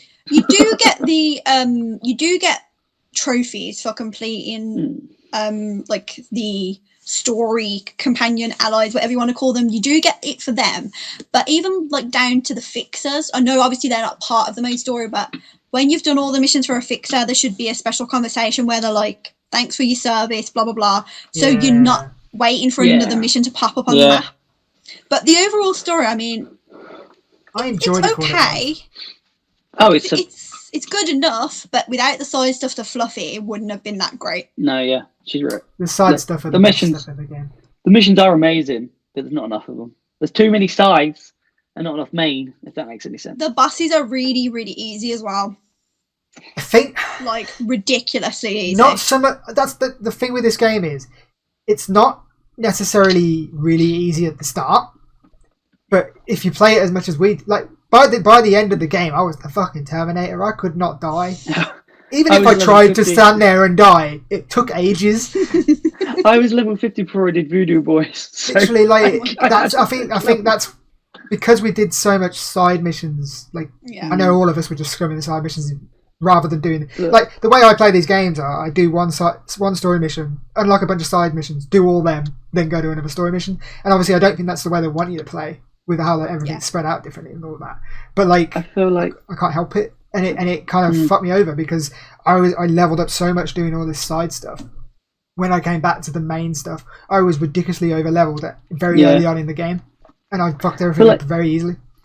I feel like they wanted you to do like go to a main mission on your way, do a couple of side missions, do the main mission, and go to Yeah. the next main mission and do all the side stuff on the way. But Yeah. no, when I was doing the Pac-Man stuff, I cleared all the Nomad stuff, and then I Yeah. went to Yeah. Pacific, cleared all that. That's the weird thing, though, because like CD Projekt Red made The Witcher 3, and The Witcher 3, they kind of the game was catered to push you to do that Yeah. exact thing, whereas this allows you to do all these missions, Main missions and it's were just everything like in Witcher 3. yeah. But they also Yeah. catered you to do side missions on the way, and it actually Yeah. made you do that in the game. But with this, just gives you full freedom, and it can fuck you up if you do it the way we did it. In Witcher 3, they force you to do it, so you're strong enough to actually do the next mission. Yeah. In this one, you don't really need to do them. Yeah. There are some good sort of varieties in the story mission. Oh, they're all different. So No, yeah, like most the of them. parade. So good. Parade Obviously, was like you're fucking encouraged to do like Oh. stealth. You know, it's not necessarily that it's the same mission over and over again. Yeah. I think it's just that they fall flat in comparison to some of the side stuff that you can do. The side stuff's the best stuff in the game. A lot. They do punish you. They do punish you for doing one single thing. Because like it's the voodoo mission where you got to clear out the animals in the stadium in the shopping mall. You can go in there guns blazing, but you've got to kill 20 dudes in a It's a horrible fuck ton. setup. Yeah. Like I did that, and that's the only. I will say it's now. It's the only time I've ever struggled with the game because they're all coming at you, and it's really hard. Because that was the demo one that we went to go see at EGX. The EGX demo. Yeah, and it's a really good mission, but I'll get onto cut contact later because the voodoo missions annoy me because that is the smallest storyline. There's more like two missions in there, and then you're done. Yeah. Well, all my voodoo boys got fried. No, so- Oh yeah, because did you choose the Netrunner? Did you choose to go with the I Netrunner? didn't choose him. I just said that if I happen to walk away, you know, if I happen to walk out and he happens to like, you know, let them two people go and then I don't grass them up, then, you know. See, that's another And then, mission that felt a and then lot it got- more. Got fried. If anything, like those two missions, they felt a lot more fleshed out. You know why? Because it's content they showed before the game came out. Just, I think all that stuff to do with like what happened to the net and what's behind the wall and Really like interesting Netrunners stuff. go and then never come back. That was something they really laid into like on the build up, and there was a lot of like, you know, But it doesn't conspiracy matter. theories. And overall in the And then game, it's it's like, very oh, glossed over. Johnny's like ex-girlfriend's a rogue AI behind the wall. I was like, oh, okay then. Like, It wild. really teaches us though, because you get to the wall and it's like this massive flame. Like, oh, that's so cool. There's a load of like demon AI in there. After you've done the mission, what happened to the demon AI? Oh, don't worry about it. They're still in Don't worry there. about it. Yeah. They're just chilling. Yeah, they're still in there. You didn't know anything about them. I was shook though. I was shook because, like I say, I did like the research before playing this game, so I kind of knew what they said about on her story. And then when it was her, I was like, "Wow, that's a curveball." And then again, like they built her up like she was going to be really important to the story, and I suppose she is towards the end of the game, but you don't really have any interaction with her from that mission to the end of the game. She just shows up. Like, there's no side missions with her, which I was kind of suspecting. I thought she'd like get in touch with you, or like, can you do this for me? Blah blah blah. Send you an email. Yeah, she's literally the only main character that doesn't have any side missions for you to do that I can think of. No, like no one's really got much to say about the story. Like, well, like, it's You know what? I alright. enjoyed the story for what it was. I sort of appreciate that it's shorter than most story games, like RPGs, because like a lot of people don't have time to play hundreds of hours like we did, and I feel like the fact that they can get that done in 30 hours is fair play to them. And some people will just do that and move on. Like some people will play like that, and I think that's a Some people are normal, for that. Yeah, unlike us. No, we're normal. Side missions, as we were stating earlier, they are probably the best content in the game. Yeah, 100%. Mm-hmm. There's obviously different levels, so you got like the proper side mission. There's gigs. There's sort of what are the fixer missions called? Are they the gigs? I think so. They're cool. Yes. No, they're the gigs. There's side you missions get, like- and then there's gigs. Well, a side mission is when like sort of an important NPC character gives you a mission. Yeah. And it's just a mission you Whereas find. A And the gig is an actual kind of contract. like A gig is an Yeah, you get- operation, like you're doing Yeah. a certain. It's work. Yeah. It's your job, basically. Yeah. the side missions, obviously, where you get the interaction with the characters. I'm not gonna lie, I really did not like the phone mechanic in this No. game because You I'd said that like, before. I would, like I said, I never fast traveled, so I'd be going to a mission. I'd have traveled like 3,000 miles. I literally pull up. Judy's like, "Oh, hey, I haven't seen you for a while. Should we get a coffee?" "Oh, yeah, there's a dead hooker in my bathroom. Oh, yeah. Get rid of it." And it's like, But we'll get the coffee though. Never got the coffee. like they we did at call the you, end, they remember? call you up like you know, like they want to speak to you, and then it's like, oh, we should get lunch and then commit crimes. Hey, Judy. And like, it's just, I don't know, like the funniest. every time you're trying to do something, someone calls with a mission that's super important. My And I'm like, annoyance yeah, with but I've got here now, and I want to do this thing. my annoyances with that is every time you leave the goddamn nomad area to go back into the city, Panam They call you again. as much as I love Panam, she rings you again, and you got to go all the way Do you know back. what the worst part of that is? They are time locked. Yeah, If you it's some of I them, know. especially Pam Ham missions. If you don't Yeah. do them, you failed. It's like, Which why is couldn't you ask not me a while I was spoiler, in the area? But those missions are very key to get the nomad ending. If you don't do those missions, you do not get the choice to do the nomad ending. If I remember correctly. So some of the it's the little side missions that are some of the funniest and the most entertaining. Like having You mean Skippy? I mean Skippy was one The I was good going to boy bring up. Yeah, who you sold. Skippy. I I will sold never forgive you. back to his owner. As usual, He wanted Kate, to go you sold home. He kept every time I kept, wanted to complete the quest, and I was about to do No, the last mission. that's So not an excuse. Sam, every time I killed someone with that gun after he wanted to go back to his owner, he kept calling me a bad user, and I had guilt. I was guilt Who ridden. cares? Who cares? He sings Disturbia. He does. But he just sings out. He doesn't even sing. He just hums that like one line. Ah, It's not even a line. It's a tune. He doesn't even sing the words. talking gun, and then we'll bring this back up again. Skippy, I really like that mission. Like some of the stuff with some of them are just really. I don't want to go into too much detail for some of them because some of them you don't want Yeah, to no, you spoil don't want for to spoil. people. But like the religious kind of one, that was really interesting. You know, the one with the guy, the guy who's The in jail. crucifixion brain dance. Yeah. That was really Passion of interesting. Christ, dude. Yeah. That was really interesting. The guy with the electrified penis. That was funny. Oh, yeah. Every time we try driving, just try. It's just some of the smaller ones were just more the most entertaining ones I thought. Oh yeah, the ones that had nothing to do with any of the characters Yeah. in the game.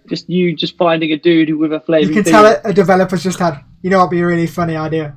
Let's make this a side quest. Yeah. I really, really loved the Delamain missions. Yes. Oh my god. I loved that whole mission. I love Brendan the vending machine. Oh, good boy. My He's a good favourite boy. of the sort of companion missions, obviously anything to do with Johnny, I'm there. I'm in. I'm a simp. But out of everyone else's, I think Rivers was the most interesting. See, Yes. I disagree. Really? I didn't like his missions Really? at all. No, Really? do you not like him? No.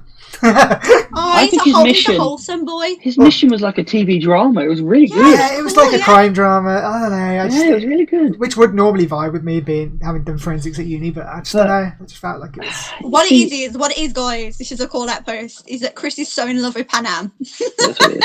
I mean, I can understand He had why. to spend away from Pan Am. He's Because like, she's No. the only good romance in the game. I'll tell you That's it. whose side missions I really like. What they're called? The people running for office. Oh, the mayor. Perales. Perales, yeah, I really like their Perales, stuff. yeah. I thought that was really, really interesting. I think there's going to be a DLC revolving around that. Potentially. There is 100%, and can I be telling you why? Okay, so when you go to the sort of sit down with Perales and you get the choice to tell him the truth or continue to lie, there is a man watching on the balcony across the way. Yeah, Is there? Oh. I didn't Now. notice. Now, right, I done some digging. This man is apparently Mr. Blue Eyes, who you encounter in the Become Legend ending. Mhm. And there's so, look into it, there is so much. I'm not going to give you a TED talk now because it's going to be too long, but there is so much surrounding him and little missions you can sort of stumble across if you do the right thing to find them. And I would be very shocked if he was not going to be involved in the DLC.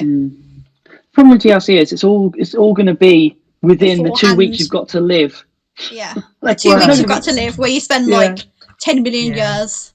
There can't be any ending ones because they'll have to make one of the 5 endings canon, which they're Yeah. not going to do. No, yeah. Well, They to be just fair, can't. The Witcher did the same. Their DLC was within the story rather than at the end. So let's take it back to obviously the companions, the romance options. Before. Not the greatest set of people, really.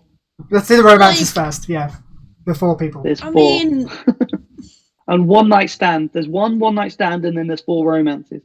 And go only on, Sam. 3 of them are main characters. This is your jam. Go on. Okay, so there's 4 romances, which is Paman, Judy, Kerry, and River. I would only say 2 of them actually matter to the story, really, which is Paman and Judy, because they are in it a lot. Yeah. Kerry kind of is, but he's during the end. He's kind of late. Kerry more And so than River. River, you can miss River completely if you don't do the side story for it. River will never speak to you again. No. Oh yeah, So, he did use the dirty. you romance River, and he's like, "Oh, I'm gonna help you. Like, you don't have to die. We'll find a way through this. Blah blah blah." And then after the kind of like 3 text messages he sends to you after the sort of the mission, you'll never hear from him again. Yeah, never. He doesn't call. He doesn't text. If you Too call busy. him, he doesn't answer the phone. You can obviously give him a call before the ending where you get the chance to call your romance option. But again, it's like... Do you know who calls you more? His sister? Awake. Literally, his sister Yeah, calls no, him yeah. 24/7. She's got hots for you. Literally. He did save her son though. It's not a great romance. That's the only romance I've experienced. The Haven't only done any romance I've done them all because I'm a simp. And I found all the Joy toys, which is only 4. I never found the other 2. Oh, After you do Kerry's thingy mission, if you go back to the bar, oh okay. I think it's in Chinatown. I'll do that, I'll do that on my next gen gen playthrough then. Yeah. But Paman is the only romance I like. I don't like Judy's. It's just creepy. When she I don't hits like on you, Judy as a character. Really. Not a fan of Judy. Okay, if you accepted that romance and went through the romance, that scene is so cringy. It's like All of what the hell? I don't like. Sam's just angered all the being Judy in, like, stands. third person. It's so weird. I don't like it. It's a weird angle to watch that scene from. I don't like it. For me, when obviously with the Panam one, without going too much into detail about what actually happens, because it's really cool. But like, yeah, it's really weird. You get to see that in third person, sort of. Yeah, you do. So you know, it's one of the only 3D cutscenes where you get to see your character. That and the end. Like, but some of those cutscenes are amazing, but they don't have them. Yeah. But anyway, I forgot her name, the corpo chick. Meredith Stout. But interesting at chick. The beginning, do you remember at the beginning where everyone thought you can only do the one night stand if you had the corpo? No, I don't remember this. But that was the thing, that you could only romance her if you had the corpo origin. Everyone was talking about it. It was speculated, yeah. But now it doesn't matter. A dirty guy on the street could have it. Yeah. Sam was like, you can only do it with corpo, and I was like, I was like, I messaged him. I was like, I'm in the hotel room, Sam. What's going on? I broke my heart when you did that. I had to go back. I had to start a new gameplay because of you. And then Kerry. I liked Kerry. I like Kerry. But again, I found it weird because I feel like he was only with you because of Johnny. Because of Johnny? Yeah. That's what he was a little bit creepy. And if I can't have Johnny, no one can have Johnny. No. So he can forget that. Right. I respect Keanu Reeves, but he is a god treasure that everyone should be able to share. Yeah, we should talk about Keanu and V, to be fair as well. Yeah, we should. But that's all on the room. Before we move on to like the best boys, the main two characters I think seem like they were going to be super important to you and then never really went anywhere. Vic and Misty. Oh. Because I don't know, they seem like they have quite a close relationship with you. Like they know about your... Did. Yeah, like they implied that you were like really close, especially to Vic. I'll tell you why. And then it kind of never went anywhere. I'll tell you why. Because you know that montage at the start? That's when you were close to them. Yeah. Yeah. The problem is you were really close to them, but they never like at the beginning you're like, okay, and we're kind of like friends, and by the ending it's like you spent every waking moment with them. Like you're all like lovey-dovey and like I understand Misty because she has that connection to you through with Jackie. Jackie, Jackie, not Johnny. Sorry, Victor, I guess he's always. This is the thing. Like this is why I feel the Jackie montage was meant to be gameplay. Yeah. And how long was took that montage? Like, do we know? It's like not even like 2 minutes long. No, I meant like how many? I think it's like a year. It's meant to be a year. 6 months to a year. Wasn't it 2 years? Exactly, it's my point. I think it's 6 months. I really think it's it 6 wasn't months. that long. I thought it was 6 months to a year. Mm. But that was apparently meant to be a mission from the rumours. Ugh. Like, not a mission, like a whole section. That was Should've meant to been be an arc, the like- prologue. Because I remember Yeah. when they released stuff for people to play early, like the journalists and stuff, they were saying, like, oh, the prologue's meant to be like 4 hours or whatever. It was fucking 20 minutes. Yeah, it was. So I imagine all that was where that 4 hours was going to be. Yeah. The fixers are cool. My favourite is Wakako. No, is that Tiger The Mom? Japanese lady. Yeah. Yeah, that's her. Yeah. She's That's not Japanese, cool. she's Chinese. Chinese. She's cool. She's cool. Yeah. She seems like the most fleshed out one. She's got a lot of husbands. She's my Tiger Mom. I do like the Padre though. Oh, He's that? an interesting. Is that the one that looks fixer. like Grumio? you know. From No, I like him. I think it's really funny how he's living in like 2077 and he's dressed in like the 80s. I love that. That's a style Just- choice, and I like Just it. because we're talking about the fixes, I think it's Mr. Business. You know, where he's all blacked out. Mr. Hands. Mr. Hands. Mr. Hand. I got a glitch where I saw his face. He rang me. Wow. And it's really like I'll try and find. I took a photo somewhere. This is where and he's going it's to be a glitch. really important DLC character where his face Yeah, gets revealed. like, And Sam's Mr. like, I Mr. already Hands knew with who the you blue were. eyes. Did he have blue eyes, Sam? No, he didn't. Oh. He had brown eyes. But like, and then he carried on, and then like, so he rang me. He was all blacked out. Then the blackout disappeared, and I saw his face. And then the back when he's about to say goodbye, the camera comes back again. Al Capitan is the one that you're on about with the bowl haircut. Yeah, That's his name, yeah. Al Capitan. Yeah, I liked him. Before, He's before just as well, we should, chilling on that road we sh- forever. yeah. should give a special shout out to Claire. Claire was an interesting character that Oh, didn't yeah. get used enough. See, this No. is Rogue, I didn't really like Rogue. I liked She's a her. bit Rogue, mean. no, Rogue was cool. I don't understand your fascination, Chris, with Rogue. I liked her. I I thought she was a didn't cool like her. character. She was grungy. Yeah, and she's I liked cool, it. but she's mean. Boring. I find I it liked her. boring This is compared to everyone else. what's really interesting, especially with like people like Claire. Like I felt like the few she was one of the few characters that my character V had a connection with. Like Yeah, I actually felt like she was really cool, and like her telling me all the stuff about her husband and all that. Like and I'm not going to spoil the big thing with that, but like I thought that was really cool. Her just opening up to you. Quite and a by lot. the end, she wants nothing to do with you. Well, there's that. Yeah. No, but you say that. She was fine with me later. She apologised later, and I was like, okay. I think she was just a bit. After what happened in that story, I think it's understandable that she's a bit I know, I get it. It's just, I know. messed up. I liked her. Yeah, I think she should have been a romance option, as along with a few other characters. Like, and I feel like they were supposed to be, but they kind of. Evelyn. Point I stuff am up for everyone. really shocked about her because I feel like in the promos and stuff they bigged Oh, yeah. her up, and then obviously she's not in the game that Oh, much. She no. doesn't really, They're big. You only speak to her twice. in the Like- grand scheme of things, she's not that important. Not Yeah. really, no. I know she gets the ball rolling in certain areas to you know Judy sort of bring stuff. you to where you need to be, but for how I think that was the thing about a lot of the characters that they promoted.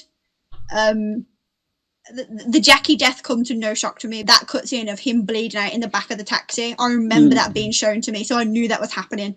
So it didn't shock me. But like, that's my problem with the whole Jackie thing. Like, yeah, he's a cool character, and I liked him. Didn't feel like I had enough time to build that connection with him. I feel like if we would have had that 4-hour prologue, Oh, yeah. that would have hurt a lot more and meant a lot more. But I missed out on a certain mission that you two got. It was the funeral. Oh, yeah. And apparently, people were saying that was the moment where, like, you really felt felt that for him. loss, Yeah. and you knew what V was about, kind of thing.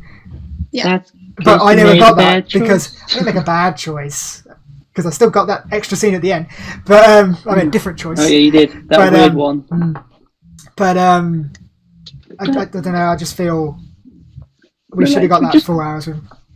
I know we're going back a bit, but like earlier when we were saying our choices, like the illusion of choice, that was a choice that generally did matter. Like Yeah. where you One of the something. only ones. It's Yeah. a one of the choice. only one. It's a And choice something from the start of the small. game again. Something really, really small, like not Yeah. really matters to the main story. So why did they do really good on that, but Yeah. fail on Because the it's a other choice stuff? at the start of the game again. This is my literal. You know what? Going through all this, like my theory is, like, I'm This is the believing hill it a lot that more. Chris is going to die on, ladies I'm believing and it a lot gentlemen. more. That at the start of the game, they had so much intention and they were doing those kind of things, and then they just whoever's in charge of the fucking conversation tree and choice trees and all that, it's just they probably just rushed partway through the game. The rest of it, Goddamn trees. I don't know. I just feel like, let's talk about obviously two of the best things in the game. So obviously Johnny Silverhand. Yes. But how did you feel about V as a protagonist? Did you enjoy V? I really liked him. Me too. I have mixed feelings about V. Sometimes I found them so boring, really bland. Sometimes, like they didn't have a mind of their own. Mm. Like Wow, they had he two minds. Well, you don't really. Well, like, You know, even when Keanu you didn't Reeves have is living Johnny in there you. rent free. Because I did a lot. Because you guys did it the way I wished my first play went through. Because I did a lot of the side missions without Johnny in my head. So Nathan I made did a lot. that a lot, apparently. I did a lot of the playthroughs, and I'm like, he is really boring when it's just me by himself. I found some of the missions. I'm like, this is really boring. So when I went back to do it with Johnny, it was instantly better. Like they're so different. Even if you choose to talk like Johnny, you're so different to Johnny, which I like. No matter what you do, you're very different. To Johnny. That's what I loved in this game. Like that's the bit, the thing I fell in love with, the back and forth between him and V and Johnny. Definitely. Like, if that concept did not exist in this game, if they didn't wouldn't be that good. put so much effort into the relationship between V and Johnny, and obviously if Johnny wasn't, I'm not going to say if he wasn't Keanu Reeves. I mean that helps because everybody loves Keanu Reeves. If you were if you're a child of the 90s, you fell in love with Ted, then Neo, then John Wick, now Johnny Silverhand. It's a downhill slope. Well, I didn't know who he was until you guys told me who he was, and now I'm in love with him every day. I'm surrounded by people who have never seen the Bill and Ted movies. I watched them yesterday. So it's on my watch list. I think that is definitely the best part of the game. And again, for me, because I was playing this game like this is Saints Row. This is Saints Row. The boss and Johnny, I was living life. He's very mean at the start, and he scared me a lot. Because you get the first time he appeared, I nearly fell off the bed. It scared me so bad. To be fair, he did just die in his mind and then come back to life immediately. There was no in between. Yeah, I can understand being a bit of an arsehole to someone if you've just come back from the dead. He's so mean at the start. I saw a post on Tumblr, and it was a meme, and it was the Gordon Ramsay meme, and it was Gordon Ramsay talking to the child. Johnny sandwich. It's a beautiful dish, darling, and it's a child, and then it's like him shouting at the guy like, "You're an idiot sandwich," and it was like Johnny in side missions, Johnny in the main mission, and that's so true. He's so sweet to you in some of the side missions and some of the interactions, and in the story, he's like, "You're stupid." It's because you're in front of his friends during the missions. You're embarrassing him in front of the wizards. That's what it is. But Chris, I think you told me it's how they wanted to. Didn't see wasn't there a developer in CD Projekt Red that didn't they respect Keanu Reeves? Rumours. They've denied all this, but I mean, I don't know. You can't trust CD Projekt Red at the word of these at any point now, can we really? But who knows? They've done that to themselves. But there is rumours. I'm going to say it's rumours because there's no proof for it. Non-confirmed proof. They said that they didn't. A lot of the developers were developing Johnny as a character before they even knew it was going to be Keanu Reeves, and then they were forced to change a lot of his character to fit Keanu Reeves, which is understandable. But apparently, Keanu Reeves wasn't brought on until very late into the game's development, so they had to change quite a lot. But that's the rumor. I don't think that actually hurt the development though, because he is one of the best parts of the game. No, he is. He is. But that apparently they had a very different character in mind that they say would have been better. Also, I heard that their original concept for him was kind of more out there, more wild. Yeah, and it wouldn't work. I think at the start of the game, Johnny's really mean. He's not a nice person, and then he goes soft on V, and you and him develop this relationship, and you can't romance him, so you have to just make do with the character creator of taking photos of you and him sitting together, awesome photos that Sam takes. I made a character that looks like him. I was so desperate. That's what I'm saying. When you play the game, and there's certain interactions where it's like I think it's the one in the hotel where he's like, "Would you take a bullet for me?" And I'm like, yeah, it's Keanu Reeves. Obviously, I would. I was And like, he's like, nah, bro. I'm not gonna let you die. He's like, I'm gonna save your life, and I'm Oh crying. yeah, And I'm like, and then he I gives you love the him dog so tags. much. And he gives you the dog tags, and it's really emotional. He tells And you me and something. Sam are there like crying, like because we want to romance Johnny so Yeah. bad. And here's me, "Oh, like, let us do this. nah, I wouldn't take a bullet for you, bro. It's because you don't have a heart, Chris. That's what it is. 'Cause Gave you're me the an dog awful tags man, anyway, Chris. so, you know. You can have both, Chris. You can have Pam and Dan, John. And it's Well, such, it's Pan Am kinda did. such an it's Well, an she did, yeah. unusual dynamic because obviously you're sharing what is essentially a soul. Yeah. And I like the subtle ways they kind of show you becoming more like Johnny, Yes. but then in certain instances they show Johnny sort of becoming Have more an like influence on V. you. Yeah. You both have Well, a I very like big. that. You both have a very, very big influence on each other, and as the story it's- goes on, you do it's like your souls becoming more one rather than two. Well, do you remember just before the ending, like, because you know when when V's talking to Johnny, he sounds like he's talking out loud, Yeah. but it's Well, yeah. not. But Yeah. during the end, when he talks to Johnny, it is out loud. Yeah. Mm. Right to the end, it's always out loud. Even when people are in front of him, he can't talk in his head anymore to Johnny because he's becoming Johnny. The first instance that I noticed it and I thought it was so subtle, but I thought it was really, really cool, was obviously at the start of the game, he's like, go and get me some cigarettes. And you're like, no, I don't smoke. And then when you hand over the guy to Takamura and he's like, you leave the hotel now, you go and do whatever and I'll call you. And you go outside the hotel and V sits down and she lights up a cigarette. And Oh, it's like, I think that's different because you know the meter that's like the silver hand meter. I think that That's indicates how high more that is. how you become Yeah. like Johnny. see, but I So- like I If you like disagree that. with him, you don't 60% do that. Because I thought that was the first time I noticed it, and I was like, "Oh, it really is like it's starting to like kick in," and I thought that was really cool. I like how they sort of do stuff, and you're like, "Oh, it's happening." These 2 weeks that we stretched out into like 4 years is it's finally like kicking in. That's true. Like, yeah, you got 2 weeks to live. I've fast traveled like 18 months a whole later. week twice, and it's like I'm still But here. I've got to stop these like 4 reported crimes, and then I've got to like go and steal like a data chip.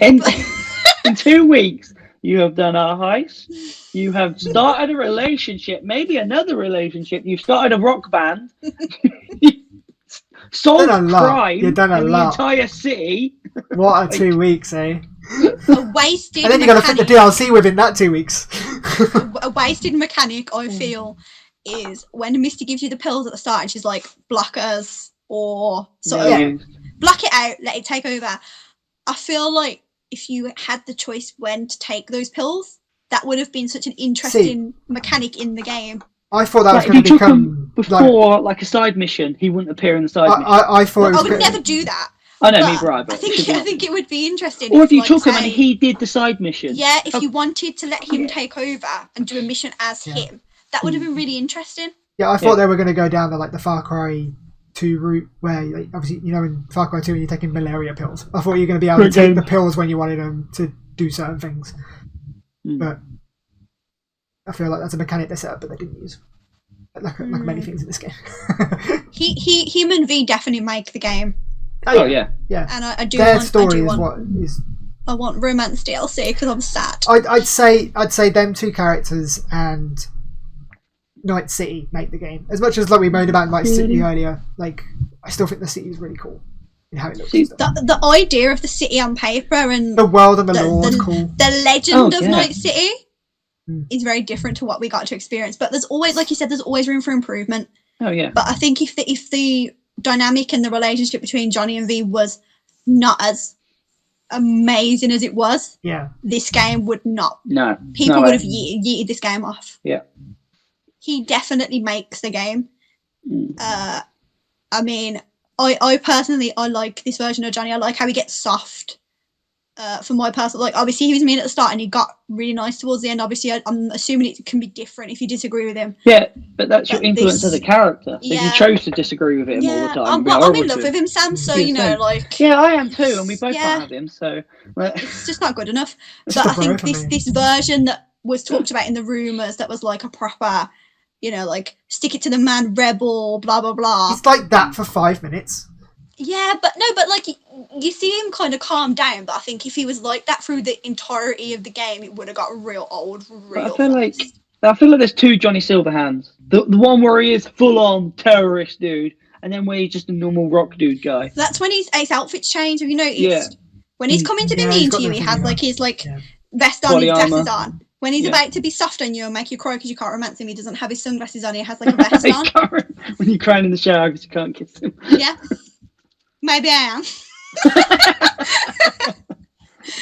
Just No, remember I to be all clothed when you're in the shower. I kind of get it. Like I kind of get it because obviously he's based on Keanu Reeves, and I suppose that's And he a doesn't really want it. weird Yeah, thing maybe yeah. for him to know that we're all sort of Well, living he out our like best knows. lives. But he doesn't want it. That's actually the genuine reason why they didn't make him romance. The top reason is Yeah. because Keanu Reeves flat out said Do you blame in the him? contract he doesn't want to Tweet be. him. We all need to I tweet don't him like, blame him. please, Like, please let us romance. Well, he doesn't want to be. You know what it's like. He don't want to be treated like a god. They want. I wouldn't want that if I was in a game personally. I would. I wouldn't want myself to be a romance option with sex scenes. 'Cause I don't know, I just Like I said, you can always just take like you and Johnny staring at each other longingly in the blurry like photo mode. not Put like a heart around it. You gotta get the right depth of field. He's always glitching out with me. Like I'm like, oh, we could take a cute picture here. Go take the picture, and he's like gone, and I'm like, oh, okay then. You want to take the picture anyway? Fine then. I'll take pictures Yeah. of myself. Fine. It's I'll my draw you in emotional later. support the construct. Anyway, yeah. No, that definitely carries the game, and some of the interactions, like when you can ride the roller coaster together, absolutely wholesome content. Oh yeah. Some of his lines that he says to you are absolutely hilarious. It's just the best part of the game. I like the mission where you got to follow the pink lady, and he's like Oh. narrating it He like a narrates your fucking mission. like Yeah. like a crime thing. It's funny, man. But It is like good. going on the where we have influence on him. Like he hates Judy the entire time. No, Well, I the don't more know. you He likes her at the romance her- end. For He me, likes her. like at the end, I Weird. went to her house, and he's like looking around the house, like, oh, this chick's not too bad actually. She's like really into tech Yeah, and stuff. I had And I'm that, like, yeah. When he fucking bitches pay about attention everyone's to music taste, I find funny Yeah. because his He music's doesn't. shit He anyway. doesn't like River, Lame. and No. that's No, even that even fucking River. before you even get to any of like 'Cause the he's a cop. romance dialogue. Doesn't like No, pop. like you come out of the sort of clinical place where they study the dreams, Yeah. and With the he's piss at, babies. he's at the door. Yeah, the Death I can find Stranding that. Easter egg. Yeah. He's at the door, and he's like, I don't like him. And you're like, oh, why is it? Because he's a cop. And he's like, no, because like he's like basically like he's after V. He's like he wants like a relationship with you, blah blah blah. It's again your pants. And you're like, yeah, and. You rejected us, Keanu. You can't tell us who we can date. Why put jealousy like why put yeah, but to jealousy be voice fair, lines in if to you be know fair though, like think about it. He gets into V's pants. He's getting He into does. Johnny's pants too. And I feel She like could've- Johnny would she have could've at something to least- say about that. Like, she could have at least had the decency to pop one of the blockers before so Yeah. that he wasn't like there. it's just there, like, You don't know. He might be into that. he should turn up in the scene. No, because when you come out of the room in the morning, he's there and he's like, I can't believe you just made me do that. He's a Can't believe cop. she's done this. He's a cop, V. I'm sorry, Johnny. I'm sorry. He's very anti-man though, so that makes sense. Like anti-the Yeah. man, not man. General. Yeah, but like at the start, you're like, Homophobic, but what you're that's not my problem though, because you know I'm dying here. Like that is not my problem. And then by the end of it, you're like, burn Arasaka to the ground. I mean, that's not my problem. And because you I know am what a though? lady. You know what? We don't even do that really. They're still around. Yeah. Well, shall we sort of Hmm. move on to sort of our ending? So Yeah. the first time you played Big the spoilers, game, people. Please on leave if you haven't instinct. finished. what ending did you choose? So Chris, you wanna hit us up? I guess no one's gonna get any points for guessing what ending you chose, Chris. Well, as the Nomad, I picked the Nomad ending because I felt like that made more sense for my character. And obviously I chose Panam to help me because she was the one I felt Stay. closest to out of all the characters. Chris is just there like, I love Panam so much. I do. Just give her a bath and she'll be perfect. I'm a Nomad too. I'm dirty too, man. We can be dirty together. It can be dirty again. But I don't know. It's just like we went basically to attack Arasaka in a big tank, and it was cool. We went. I thought she was going to die at one point, You got they hit at that, and then she's alive, luckily. Mm. But you get into Arasaka. You got to put what's her name, Alt's little like chip into one of the things to kind of like shut all the robots and shit down, but doesn't shut down what's that guy, Mr. Adam Smasher. Adam Smasher, Kate's favorite person. He's not a robot. He's a I cyborg. was terrified of him when they started showing him off in like the promos and stuff. I was like, if I have to fight that guy, I'm gonna have an anxiety attack. And he's a and- little bitch. Even through the first mission, when you're hiding and you're watching like the stuff unfold, and he comes in the room, and I was freaking out. I was like, if he sees me now and I have to fight him, I'm gonna have to stop playing this game until someone can do this mission for me, because I was really like, I was getting really worked up. Like, I don't like robots, and he's really scary. And by the time it comes to the end, and obviously you have to fight him, and it was like 3 o'clock in the morning, and I just panicked, and I was just spamming the grenade button so I didn't kind of have to look at him. And then he was dead, and I was like, oh. I don't. It took like every grenade I had on me, but he died from grenade. I didn't have to get that close to him. I don't And then think. that gave me a sense of power, and I'm not scared of him anymore. I don't think the build up to him being the final boss was warranted. Because Well, I feel like That's now, Sam. I know exactly what you're going to say. That's because of the ending you chose, Chris. yeah, but no, he wasn't personally, I even. feel- He was. I saw him once in a flat in like a brain dance. Other than that, like he's very loosely mentioned, and it's He like should have killed You carry Jackie. on. That's That would have made spicy. sense. That's very spicy. like if he had killed give Jackie me a or someone reason else, to care Yeah. about this killing this dude. The Well, you Johnny care 'cause thing Johnny isn't and all that, enough. but, Like yeah, because for one, I don't care that much as V.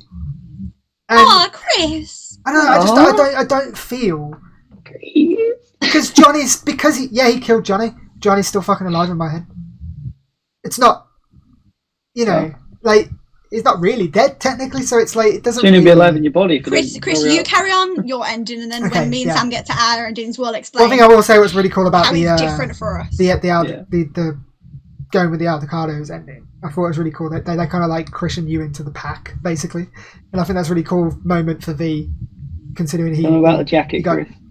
yeah, he got kicked out of Crop his. top jacket. I hate his jacket, but we'll get on to that. He gets kicked out of his gang in the start, and I thought that was a really good story. He's trying stuff on his own in the city, and then he ends up joining another family. I think throughout the story, as a character, for me at least, he was kind of showing a remorse of losing a family. Like he was really upset about losing that, and then he found a new family, and that's I think that's the happy ending for him. Getting that family back. So, but I think anyway, that ending is considered to be like their canon ending. Yeah, maybe. I feel like too. But I think it's definitely canon for Nomad. Oh yeah, you get The ending. You enter the construct thing. Enter the construct, and you get the choice whether to keep Johnny in your body or keep you in your body, and one of the other, whichever one you choose, goes with Alt. The other one goes with Alt, and I chose to stay in the body, obviously, because it's my body, not Johnny's. He's already had his time. So then I go back into normal life, but you've got a shortened lifespan of I think it's 6 months, isn't it? 6 months. And then I'm hanging out with Panam and the Avocados, going across, leaving Night City's border, and not looking back. And I don't know how long I've been alive at that point, so I don't know how long I've got left. So, but yeah, saying that we got 6 months afterwards, you don't know how long you got. They could have the DLC afterwards. You never know. Maybe. It's just interesting how they do it because of you some of wouldn't the have endings, Johnny, which we'll get into in a which would be minute. interesting. But yeah, that's my ending. I think it worked well with the Nomads because I think it's a natural path for them because they've lost a family and gained a new one, and I think that's poetic in a way, and I think that's really cool. And it's the only way to end. Night City didn't work. Night City eats him up and spits him back out, basically, and it doesn't work out for him. So, kind of gets his chance to move on and try and make a happy life with what he's got left. It's also the longest ending, isn't it? Yeah, But, God, yeah. it went As far on as I know, forever. yeah, it did go on for a very long time. But yeah, that was my ending. I liked it. I was very happy with that. The ending that I chose first time round, I chose to let Johnny take over and go and get Rogue and storm the tower like they did back in the day. Yeah. Once you're in the tower, everything plays out the same way. Yeah. So you make way through the tower, you encounter Adam Smasher. Adam Smasher actually kills Rogue in that ending. Oh, he killed Saul on mine. Yeah. Yeah. And there's like a whole big thing, like she's scared of Adam Smasher. Obviously Adam Smasher killed Johnny, so I feel like in that ending you're kind of more motivated to kill him, to fight him and kill him. Yeah. Exactly the same, like you said, you plug in, you go and you get the choice on who keeps the body. I made a mistake the first time I played because I thought I was letting V keep the body. And I actually let Johnny keep it. And it was not a great ending. I don't really like that ending, and no matter which path you take, if you let Johnny keep the body, it's always this same ending. So he basically, he's leaving town, he goes to the sort of memorial, he says thanks to V, he says goodbye to Rogue, and he kind of gets on a bus and he drives off, and it kind of gives you the vibe like he's realised he needs to chill. Like the whole Arasaka thing, it's not his problem, he's got another shot at life. Very, very boring ending. 6 months. I went. No. He lives gets the forever. body. Yeah, he's Because- normal. Why does he get The forever body- and V gets 6 months? That's BS. Because the body, when It's the chip changed entered so V's much. head, it's adapting the body to suit the new host. So the body's adapted to house Johnny, not V. Maybe the canon ending is Johnny then, So- keeping the body. When I Maybe. kind of loaded back in and I did the opposite ending, and I let V keep the body, and this is my personal favourite ending. V becomes a legend in Night City. Still got the shortened lifespan, but she takes over the afterlife. She got what she wanted. Like everyone in Night City knows who she is. They remember her name, and I really like that. I think that's a very it's going out with a bang, and that's my favourite ending. The thing I find interesting about the ending you choose is, you let Johnny take the wheel, didn't you, to do it all? Mm-hmm. The decision who gets to keep V's body is Johnny making the decision, not Yeah. V. But if you do it as V, it's V choosing. Yeah. So if Johnny decides to stay in his body, he sounds like a right arsehole because he's like, I'm sorry, V. Yeah. I'm doing it. Because I it feel says like like he would though. not ready to die yet, and I thought Yeah. it meant like Johnny was saying to V, like, you're not ready to die, you need to take the body. It's quite wholesome if you do it the other way around though, because Johnny's like, I said I'd save you and I'm gonna save you, and you're walking across the bridge and you're like, he grabs you and he turns around and they like hold hands, and I'm like, this is the romance I should have had. It is cute. It's I'm worried cute. about you. No, it's so sad though. It's so sad that there's not a way to save them both. My first ending was, well, I was about to say Chris's, but my first ending was the saddest ending, is where you kill yourself. Why'd you kill yourself, Dick? Because because it's the shortest ending, and because when I was doing it, I was doing all the endings at once, so I wanted to see them all, and so I tried that one, and it is probably the best cutscene with V, because it zooms out, and the whole thing is you talking to Johnny, but you see V at the same time. Oh, so like third person. Okay. Yeah, so it's kind of weird if you weren't saying clothes, because I was dressed like You look head to like a toe in fanboy. gold, with like glowing red eyes, and I can't take myself too seriously, but it's kind of, the ending was very surreal, and it actually brought every aspect of suicide up, like, because the epilogue, you see all the characters talking, like you saw how different people take when a loved one kills themselves. Yeah. Jesus. Like River, kind of like, because I was a male V, he was kind of my bro, so he was sad about it, but he accepted and see why you did it. Judy, you get the, if you romance Judy or not, you still get the same ending with hers. Like, she sees why you did it, but she can never forgive you. Pam is straight angry at you, can't understand. Sounds like Pana. Wishes you death. The interesting one was, who's the Ripper Doctor again? Vector. Victor is probably the most interesting one, where he doesn't want to send you a message, and it's Misty sitting him down, making him do it, and you get more insight in it, and it's very interesting, all the different people. I mean, I kind of glitched, and I got a phone call from Rogue saying, "Hope you two are still alive," which was kind of... But then I did it again, and I didn't get that, so that was just a glitch. But it was very surreal. Speaking of glitches, did anyone else's credits crash? No, mine didn't, but I know yours did. But that one, I found that one the most interesting in that regard, as in like it was kind of like it was a surreal one. The like you said, Arasaka ending. Yeah, the Arasaka ending. Right, that was my third ending. That one's fucked up. It's that ending is wild. Like the longer it goes on, the wilder it gets. Yeah. So you work with the sister to overthrow the brother, and then she wasn't okay. No. She takes you to where all the board of Arasaka, the people that run the company, and then you go into the boardroom, and then she sits down, and then the dad comes back as a hologram. He's in the same. He was in the Soul program like Johnny, and he has his full construct ready. So and he's like there, and he's like, "Oh, you're all fucked up. I'm angry at you all." And then, what killed him? I understand. Yeah. and then her brother's dudes come up and just murder everybody. Like, shit. And you have to chase him down, and then it just ends with the dad eating his way into his son's body. The dad does the Johnny on. Yeah. The dad does the Johnny to him. But they say they're going to help V. I'll let you see that and they send you to this sort of satellite station in orbit. And they've removed the construct from your head. They've completely removed Johnny, but V can't take it. She's like, they're broken. They don't know how to function anymore, and they're slowly losing their mind on this station. And it comes to a point where Takamura comes and he's like, "If you kept him alive, Chris." God damn it, Chris. If not, you get the other German-looking dude.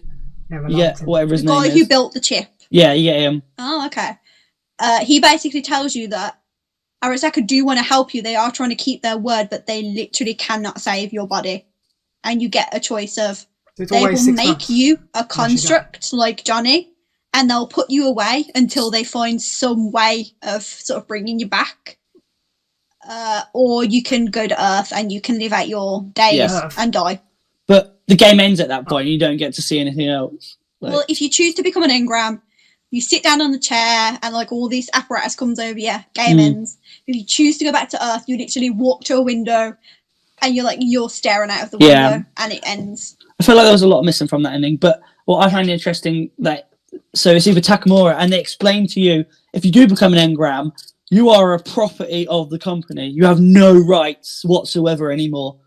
And it's just a very dark, horrible ending. I kind of found it satisfying because, like, when you take over, like, when you go into the company and all that, and you just defeating the brother, which you think is the big bad guy, but he only matters in one of the endings. I thought he was going to be the big bad guy, to be honest. He's broken when you get to him. Like, he's on the ground. Like, you don't even fight him. He's already, like, accepted that he's defeated. But the whole thing, like, when you're on this space station, you're kind of in your bed and you see on the news that Saburo's taken his son's body and he's back to run the company, and they put the spin on it that everyone's okay with it. The son was willing to let his dad have the body, like he gave it up willingly, when obviously we know he didn't.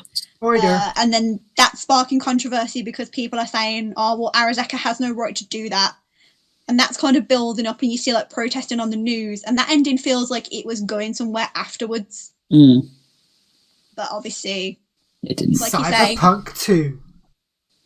The problem is letting have multiple endings, and then what comes next is they have to tell you, they either have to accommodate for everyone's ending or they have to tell you that you chose the wrong ending. I think Cyberpunk 2 will probably be nothing to do with V. I think it will. I think Which is sad. I think V will be the legend that you hear. But Mm. that's depending on the ending you choose. I think, and I think he that will I be- think they will take that into account, carry what you did as V over to the legend that you hear. In I the game. think You play as a character called W, and V Yeah. lives as a construct They'll- in your they'll- head. they'll pull a Dragon Age like you would with your Grey Warden, where you hear his exploits, but you'll never see him again. Like a V will never come up again. I don't You'll think just hear about him. I don't think it'll be a main character. I think it'll just be in the lore. Yeah, like you won't yeah. hear him. Yeah. But Sam, do you want to run us quickly before we finish The through the secret secret ending? ending? yes, the secret ending is Go on, very take it away. interesting because it's basically the ending with Rogue, but Rogue lives. So it's you. But basically, what you got to do is you've got to agree with Johnny. You need to get him to 70%. Or higher? Or higher. I think 70% is the highest you can get. You can't get it to 100. Oh. I've never seen anyone. I played it that I know a lot of people that've done it a lot of different ways. Like, you're not getting him to 100. No, I've tried. If you go to 100, you get to romance him. I was going to say, like, maybe there's a secret room at the end of it. Oh no, I would have found it. But basically, you get it high enough, and when Johnny asks you what you want to do, you just wait for like, I don't know, I think it's like 5 minutes. You don't touch the controller, you just wait, and he'll go, it's a hard decision to make, innit? And then V will like, why? Let's just do it, me and you. And you storm Arasaka Tower. I can't even say the word. Arasaka Tower by yourselves. It's V with a shotgun walking into the living into the The lobby. Terminator. the lobby, and you fight your way down like brute force down to Mikoshi, and then you get the same. But that's it. That's the only difference. You get to choose the legend ending, where you get to become Night City Legend, or Johnny Keep the Body ending. So it's not really an ending. It's just a way to get one of those endings. That's so cool, though. That's so badass. Which I actually Like think Matrix may style. even be the canon ending, Mm. Maybe. like in a weird way. Like I don't think there is a canon ending. Like Maybe they'll do I that. personally like Paman ending the best, So, only because obviously it's the ending I chose, but also I'm a from bro. the sounds of what all the ones I'm a bro. I have a penis. I like women. I like Paman, and I like likes that the ladies. ending. Yes, like this. But I mean, from the sounds of all the other endings that you just described to me, because I'm the only one who hasn't played all the endings of all of us. F. Yeah, I'm glad I chose the one I did. I think that, especially being a nomad, like I feel like I probably would have preferred something different if I was Street Kid or. See, No, that's that what makes I sense. think the endings are geared towards. Yeah. I think the Street Kid ending is the legend ending. Obviously, the Nomad is the Nomad, and I Hmm. think the Corpo is the Arasaka ending. And That the would Johnny make ending is just the Keanu Reeves fan club ending, So which why didn't you choose that? I Because- think I was hoping that there would be some crazy way, like especially when there was Keeping like everyone alive. talks about what did Adam Smasher do with Johnny's Mm. body. I was like, oh my god, he's gonna have his body on like frozen somewhere for like bragging rights for some like weird villain messed up reason. You gotta find his body, you gotta put him back in his body. And the No. game was like, no. No. No. well, see what I thought it was going to be like. You found a way. Like I didn't think V would survive. I thought they found a way, and you merged the two together. Mm. I thought that, and I felt like I think they've missed a bit with the endings. They could have Yeah. done something different. The Like- endings are all that they're interesting, but they're not amazing. No, they're not. The endings aren't what make that game. Like they're not as quite as bad as Mass Effect 3 endings. They're still good endings, but I feel like they just missed something. There's a lot of cool stuff they could have done, but then again, we still got DLC, so that could Yeah. affect something. We might get another in a secret year's ending. time, we might have a completely new story. We might You not. never We might know. be able to, we might be able to get to choose a fourth color instead of the three colors. Red, blue, green, and yellow. It's Yeah, so anyway, I think I enjoyed the game. that about sums it up. Yeah. I think we all enjoyed the game really. Oh, totally. Yeah. we No, definitely. we're not we know it's got its problems. Yes. And obviously they didn't handle its launch how it should have been handled. And they deserve all the hassle they're getting. Obviously, they don't deserve the death threats and all that jazz. That's different. No. Like, no one deserves that. Especially, I feel sorry for the developers. No one should have any hate Oh, yeah. towards the developers. It's not their fault necessarily. It's the higher ups. But something is obviously they're under investigation. Yeah. By a watchdog thing in Poland. So, what didn't you say, Kate? It was something like they're going to pay. They have to pay 10% of all its Apparently, earnings. this is what I've sort of seen. it's not 100% because the guy was like translating it. But apparently, if it goes worst case scenario for them, they could be fined up to 10% of the previous year's earnings, Jesus. which is a lot of money. But that's what you I think it said they made 600 million whatever like currency it was in Polish. December 2020 Polish alone pound. off of Cyberpunk. So if that's Jesus, mate. 1 month out of the year and they can be fined for the entire year's earnings, that's a lot of money. But the worst bit about it is they always touted, because you remember all the trailers, Cyberpunk coming when it's ready. Do you remember all that? Yeah. Clearly didn't happen. No. So that's probably why it's being investigated, because they lied somewhere to investors as well. Yeah. So that's a whole big thing. But like, someone lied somewhere. yeah, It's just- 100%. But like, I feel sorry for the developers, because obviously there's a whole big thing about them having to crunch for like God knows how long for this game, and everyone was like, oh yeah, but once they're crunched, once the game's out, it's done.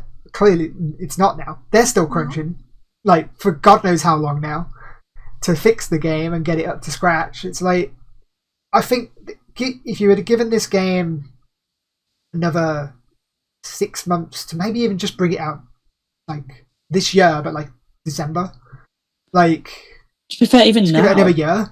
yeah, like Not even not. I wouldn't even say now, the end because of it's not even if it fixed. came out at the end of February, like It needed more time. Guys, I know you're going through like some grief right now. Oh, More yeah. in the original gameplay, me too. But you know, I wouldn't hold out your hopes.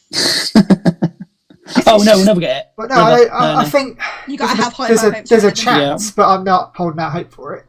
I think they will improve the game. They will add certain features back into the game. But like you said earlier, Chris, they They cannot. can't change the core of the game. No. Yeah, like if they were to put all these little decisions in, it would literally change the entire fabric of the game. And are they prepared to go that far? They can build on it. They can See- build on it, and the DLC could be like fucking 10 times better. They only need to do two things for me: make the world livable, like make people actually in the streets and stuff like that. That's doable, and stop the crashes. And then I feel like then they'll redeem themselves somewhat to me. I know it's not a lot to me, but I stand that game. I think I really really enjoyed that game. I couldn't recommend it to a friend, but I love it personally. that's the thing with me. It's like I really enjoyed the game, but all the opinions I've heard about this game, none of them are wrong. Valid. Oh, yeah. no. Yeah, all of them are valid, and none of them are wrong. People are saying, it's broken as fuck. Completely right. Yeah. People are saying it's really enjoyable. Completely right. At the end of the And day, that is all down to your You need- personal yeah, experience you and need the glitches and the bugs that you come up against. Yeah. you can't recommend it. You have to play it, which is the unfortunate thing. You have Yeah. to play it to know if you're going to like it. If So maybe they're borrow it on off a friend if PlayStation, you Sam, can. they can't even buy it right now. You can't even borrow it. PlayStation made that It's decision digital. for them. But it's a real shame because like they've lost so much trust from consumers now, and it's like, will they ever get it back? They'll always If they be, do, they'll it's gonna always be have that difficult. joke now. Like, they'll always be looked Yeah. down on it. Even if Cyberpunk has a redemption, like if it does a No Man's Sky and has a big redemption story, it's always going to be like, oh, but remember when it was broken? Remember the launch? Like, it's always going to have that. No Man's Sky always has that. Anthem, whenever that 2.0 comes out, will always have remember Anthem at launch. Now that was the Fuck up. most disappointing game I think Well, I have ever personally But played. I think personally, this launch You say that. is worse. The game's not worse, but the launch and the way it's come out is worse. Yeah, I was about to say this, and because I don't think I've asked this, but the worst game that's ever been released and not ready. Would you say this was more unready than Fallout 76? I didn't Yes. really play that, so I can't comment. Really, Chris? You think it's that much bad? No, I don't. Because they were losing It- accounts it- and people it's- were getting scammed. It's Very hard to different. compare them two games because Yeah. they're very different games. I think the reason I think this is bigger and worse in terms of scope and everything is because It's a bigger game. everyone had the trust and the high Witcher. hopes. It's The Witcher. And, yeah, Every single time someone talked about this game, The Witcher was always brought up. Yeah, Yennefer's Whereas titties. with Fallout, you can't trust them. That's You the thing, can't. like going into Fallout 76, everyone was like, oh, Fallout multiplayer, but like, But Calm that's down. how I felt about Anthem, though, because I hold the BioWare games in such high esteem. yeah, exactly. Two-player RPG with BioWare's name on it, and for it to be that was soul-crushing for me. Yeah, okay, I agree with that because when someone Yeah. says Fallout, I am a massive fan of Fallout. But I'm game. sure you didn't want a multiplayer.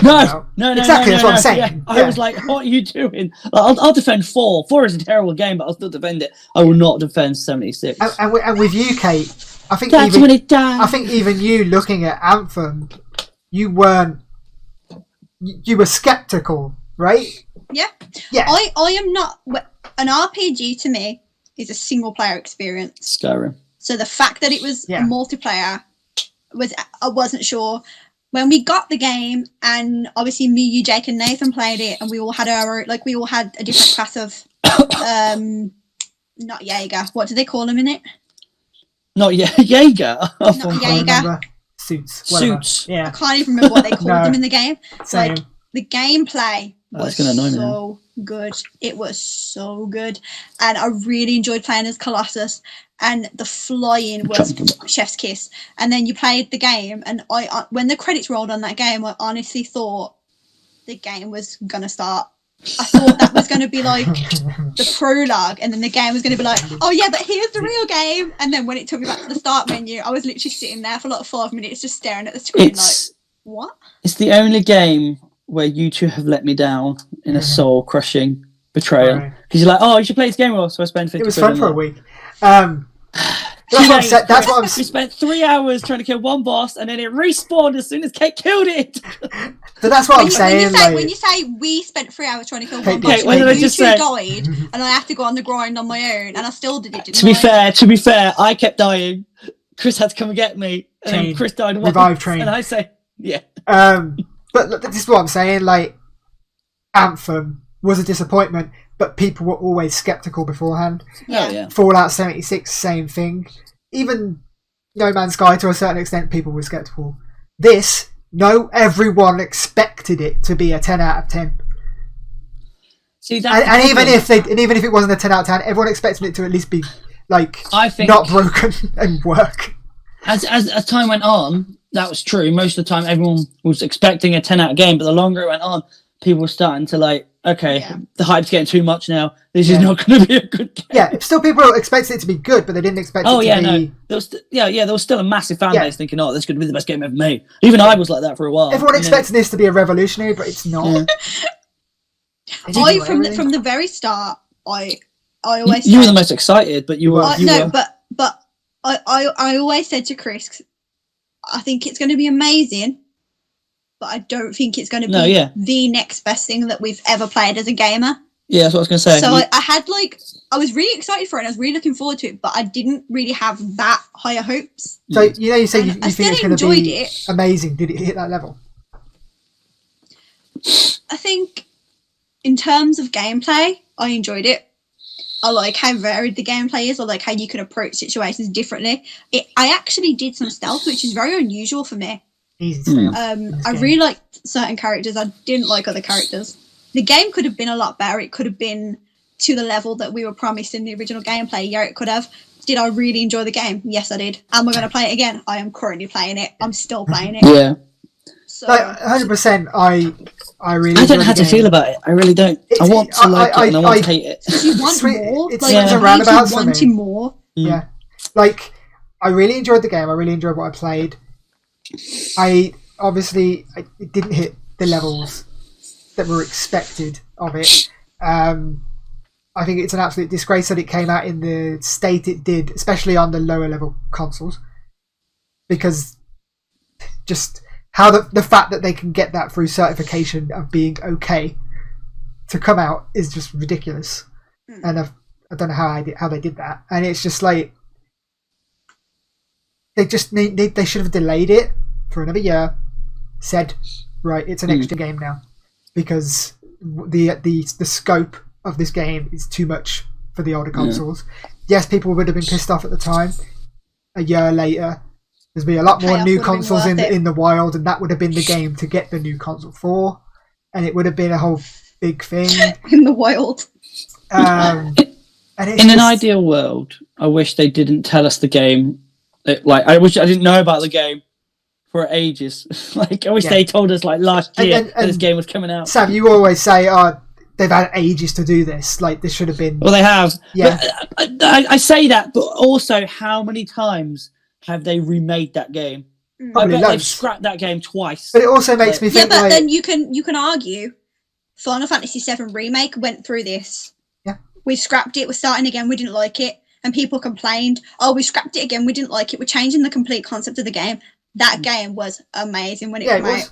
No matter how long you have to wait it's a for gamble. that game, It's a gamble. that game Yeah. is It's a gamble every time. It's You don't know if amazing. you don't know if it's going to be good or bad when they release when they scrap it and remake it. You don't know if the scrap was going to be better than the new Yeah. one. It's a total gamble. and this is what, like, the whole long development time, but like they didn't have to announce it as early as they did. so early. Yeah, that's what I meant. That's what I meant a minute ago. Like there's been a whole console generation since they announced it. Like the hype's just been built on and built on and built on and built on, and it's got to the point where everyone's like, "Oh my god, this is going to be like the next thing that's amazing, like the next best thing," and it's just they set the bar too high for themselves. When they started working on the game, they knew the hardware they were aiming for, but then next gen consoles come out and hardware kept getting better and better and better, and then it's like they pushed themselves too high in terms of scope, and it just kind of all came crumbling down on them. Which is in a like, sad way, it I made it feel really like hard that's for now themselves. going to be the future of gaming because technology is going faster than ever it has. Yeah, And that's now going to be a problem. I think we're going to get a lot of cyberpunks in the future. Problem with cyberpunk is everyone thinks it was the future of gaming, but it's not. It's stuck between halfway there. yeah. I don't know. I feel like we're going to have a lot of trouble like that in the future. It just I just hope developers look at this situation and don't announce games ridiculously early. Don't, and just take their time. Yeah, anyway, as you can tell, we've got a lot of opinions on Cyberpunk. We enjoyed it for what it's worth. Thank you for listening, and we will have some more Cyberpunk content coming up pretty soon. So subscribe for that.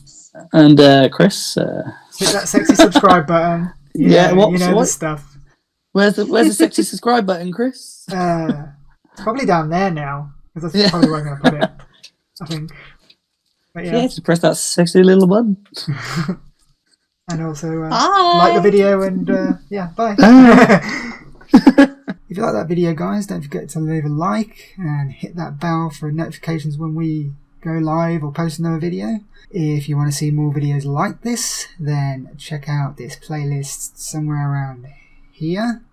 And if you would like to subscribe to us, then check out this sexy subscribe button right here. Look how enticing it is. You know you want to click it. And if you're already subscribed, you are an awesome human being.